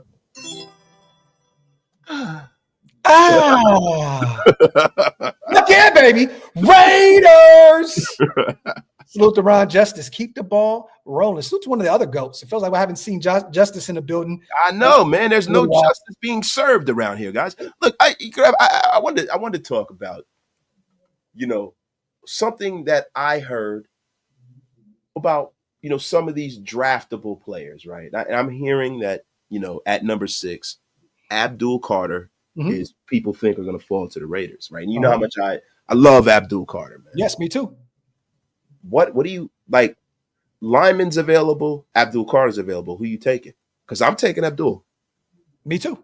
I think Abdul Carter's gonna be better than any lineman that's there available. Look, bro, this is a guy that essentially was a stand-up linebacker, right? And they converted him to more of an edge rusher this past season. I think he had like 11 sacks over. Yeah, I mean, bro, Graf, before the season even started, I was talking about Abdul Carter. Yeah. I've been talking about because I watch a lot of Penn State because they're in the area, Yeah. And Abdul Carter just flashes, man. And the Penn State 11 is easy to say the Micah Parsons thing, but I'm gonna be real. Like, I see the raw. He's a raw version of Micah Parsons. I think he was more polished coming out of Penn State, Micah. But I think that Abdul Carter could be phenomenal, bro. Especially Micah was more of a linebacker at Penn State. Yeah. And then Dallas used him in both ways. This guy is an edge coming out with the weight. Micah kind of has had to beef up a little bit in the National Football League. Yeah. Pause. But he's still a raw talent, which Rob Leonard, that's another reason why I would love for him to stick around, because he could be a guy that can help develop him. The thing is, I would love to bring back Malcolm Kuntz, but nothing is guaranteed here, you guys, in free agency. Once again, another team can come out of the woodworks and overpay him. You know what I'm saying? So I don't know, but I would love him. And then there's another guy, I've talked about with Will Johnson, Michigan guy, that a lot of people want him to come in because they see the Charles Woodson, connection corner, and it worked out for us the last time, and so on and so forth. Look, man, I'm not that high. I'm high on Will Johnson, but I'm not high on taking the corner that early. Yeah, no, that I don't think that's a position that's as much of a need. It's not as pressing. Like I would liken that to the Stanford route Fabian Washington year. Yeah, And so we like to go back and we skip over. We go all the way back to Charles Woodson in 1998. Yeah, right. And we skip over all the land of misfit toys that we've drafted at corner. Mm-hmm. But the last time we drafted at 6, we took a guy named Timmy Brown out of Notre Dame. Yes. Guy born and raised in Dallas, Texas. I think the last time we checked it, you guys, we did pretty good at the number 6 spot, taking good old Mr. Raider, Timmy Brown. Mr. Raider himself. Yeah, who Al Davis was going to say he was going to be the greatest third down receiver of all time, which is insane. But yeah, exactly. But you know what? The funny thing is this. We don't know what direction we're going in right now because we don't even know who the general manager is. You know what's like? We were doing all these mock drafts assuming that Tom Telesco was going to be there. I see Nigerian talking about Mason Graham, the defensive tackle out of Michigan, which is definitely going to be probably a guy that'll be available there. But we don't know what direction we're going.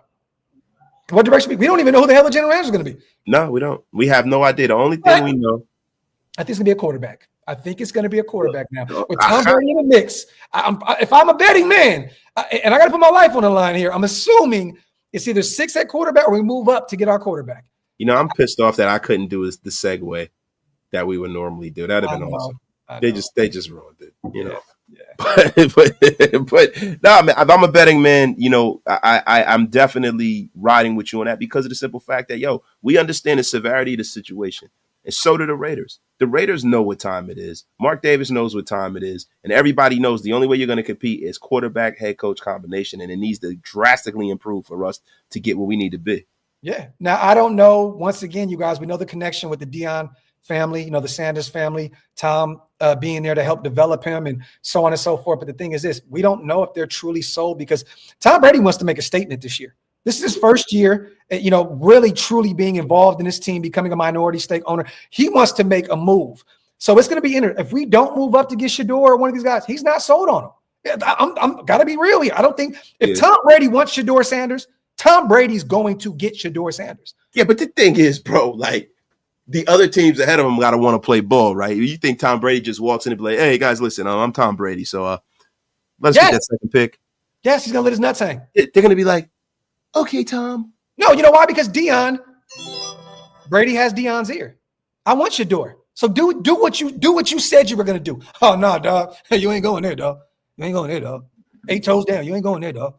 Holy stupid. You think Dion would do that? He ain't with that bull jump.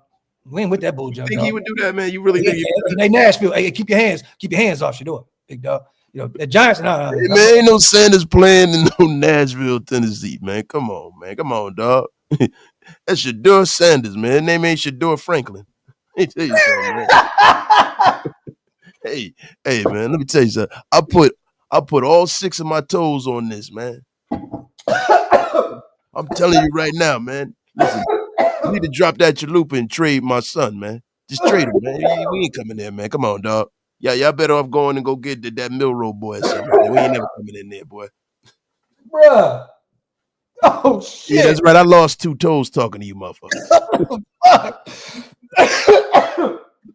Yo, next time, bro, you say some shit like that, make sure I'm not drinking my fucking coffee. Oh, fuck. I'm sorry, bro. I'm sorry, bro. Motherfucker lost 2 toes. Yo, Holy shit. Oh, man. Whew. Bro, I almost died, bro. Yo, man, my bad, bro. I gotta stop playing around like that. Oh, my God. Like if the sugar is not running rampant in my family. Oh, fuck. Fuck.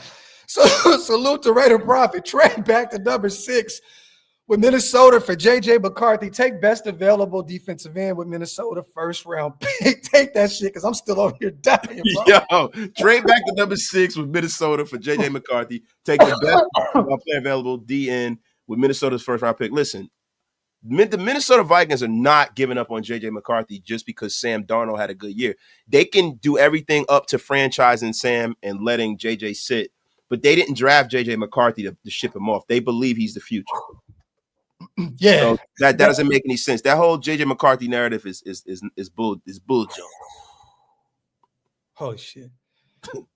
I hate you, bro. I'm sorry. And you know what's messed up too, man? Shout out to Prime, man. It's not funny that what he going through. It's not at all. It's just funny to do the imitation. But you know, he's one of the greats of all time. It's sad that you know, the 1% of the 1%, and that's God's will, right? You know what I mean? Like for him to lose, you know, it's really not funny, bro. I shouldn't even play like that because so many people in my family have lost like limbs and shit like that. Diabetes on my father's side of the family is crazy. Shit, bro. So I shouldn't even play around like that. But Lar is the best quarterback potentially coming out. Ben said it. Hey, Lar's that guy, man. You know, Wasted really put me up on game with him early. And I was like, you know what, man? You know me, I've been on the Shador train. You know what I mean? And Waste was like, yo, Drew Lar's that guy, bro. He was sending me tape and highlight reels and check him out. I'm gonna tell y'all right now, if he declares and he becomes a Raider, this is the new thick frame Neil Farrell. Yes. Yo, shout out to thick frame Farrell. Where's he at now? He work at Walmart now. Kansas City, man. He won a championship. Yeah, he work at Walmart. Well, Denver's essentially Walmart. You know what I'm saying? That's true. He works for the ketchup company. Yeah. No, the ketchup company is the Steelers. Oh shit! What's the Heinz family? The Hunts, Lamar Hunt, and the oil tycoons. There you go. That doggone Hunt now. Yeah, go. One of them shits, you know. One of them. Yeah, one of them, man. What you got to say on the way out, man? Hitting you know, we're over 3,000 still strong in the building, you guys. Yeah, I don't know, man. I mean, bro, what I'm saying is, look, this is the first time that the unknown is making me a little happy. Yeah. It's making me happy, bro. And you know, because I know that Mark is not the guy making all of these decisions on his own. I know that, right? And if he's compelling guys that have won a whole lot to make these decisions, then I need to see how that happens, right? I need to see, right? I want to see how it happens. Because look, man, at the end of the day, bro, we've been waiting a long time for a winner. We've put our trust in people from the past. We put our trust in people who don't deserve the job. Why don't we put our trust in some people who've actually been around nothing but excellence? Yeah. The commitment's back, baby. Facts, man. I'm excited. You know what, guys? You know, it feels like the ship has crashed, but in all honesty, this was probably the best move for the Raiders moving forward. The Tom Brady era has begun. I know a lot of people in the nation hate to hear that because of our hatred for him and his time. You know, in New England, let me say this. as a Kings fan, a lifelong Kings fan, right?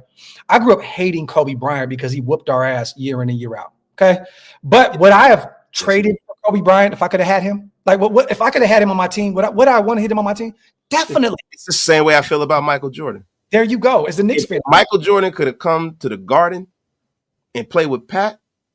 Oh my God. Yeah. But once again, for those who do not want to experience this Tom Brady era and the Tom Brady effect and say that you're not a real Raider fan and so on and so forth, hey, man, more power to you. I'm saying this. I am sold. I am bought in completely to what Tom Brady is doing. And to see that he has all the power that they said he would have when it was reported, I'm excited about it. Because once again, it's an unknown here. There's a big unknown here. Unknown. It's a good unknown, ain't it? It's a good unknown. You know what it's like? It's like a Saturday night. You come in circa the late 90s, early 2000s. You ain't got nothing going on. And you jump on the party line. And it's popping. Popping. Say hello. Say hello. It's popping. Like popping. And yo, the girls are from your area. Hey, Wasted, you want to know how bought in I was to that? 916-282-64444. Oh, you got to stop it. You got to chill. 916. You got to chill. 282-64444. Bro, the party line, bro. Because I was at the beginning of the party line era and you were at the end, right? But I was at the beginning. So the original party line, it was like, wow, what is this? Man. Oh, it hung up. Oh, it's gone. Oh, of course it's gone, man. It's gone. It's gone, man. It's gone. But look, that's how it feels, bro. That's how it feels, bro. This is how it feels, that fear of the unknown. Yeah. Yeah. Not the fear, but the good unknown. Yeah. Facts. Moving forward, you guys, the Tom Brady era is here. It's in full effect. And we're going to see how it works out tomorrow with Ben Johnson coming in for a Zoom meeting. We still got Aaron Glenn in the mix. We do have Spags. We're trying to interview him, the defensive coordinator for the Kansas City Chiefs. It's going to be a lot of interesting names. You know, Cohen will probably get an interview at some point, the offensive coordinator for the Tampa Bay Buccaneers. Yeah. You're probably going to hear Pete Carroll's name a lot here in the near future, you know, because has a proven track record. He's won every step of the way. So stay tuned, you guys, for what is in store next. 24, we will definitely be live tomorrow. We're going to be live a lot now because, you know, we have the draft on the way. We have the combine on the way. We have the general manager and vacancy, the head coaching vacancy. There's a lot to be excited for moving forward. And yes, Michael, it looks like we reached out to Robert Salah as well to see what that would look like in terms of, I don't know if you've seen that. Yeah, I saw that. For a head coaching position, which I would love to bring him in as a DC. But I think that this is the filler process, you guys. This is the filler process. You know what I mean? So stay tuned for that. On the way out, Alone in the Zone, it ended with Brady, the Tuck game. Now starting with Brady, full circle. I think that's the best way that we could end the show, man. Let's not get too prophetic, though. Let's let it happen. Yeah, let's let it happen. But I'm excited moving forward. Once again, you guys, thank you so much for pulling up and supporting what we do over here. Oh, real quick on the way out, I want to say this one more time. Shameless plug. Go check out that Deion Sanders documentary on Prime Video. Specifically, go to season 3. Skip all the other stuff. Go to episode 5 at the 14-minute mark, and you can go check out Shieldmore live in the flesh. Yes, the dynamic duo ourselves. Yes. So graphic and wasted, damn it. Other than that, we love every single one of you guys. Appreciate every single one of you guys. On the way out, wipe them feet, hit them thumbs up, pay your bar tax. Hey, and everybody leave here and go to Wasted's channel right now. Wasted Talent, Raider Nation Unlimited on YouTube, and go hit that subscribe. Let's get to 13,000 today. 13,000 today. Jump over there, whoever's watching on my channel, Raider Nation Unlimited, Wasted Talent on YouTube. Jump over and make sure to hit that subscribe. We should get to 13K. There's no reason why. You know what? I think the reason why I haven't gotten there is because I blocked probably 1,200 people. Well, I got about 4,500. So, you know, it is what it is. But make sure to go over there and support our brother. Love you guys. Appreciate you guys. We are out.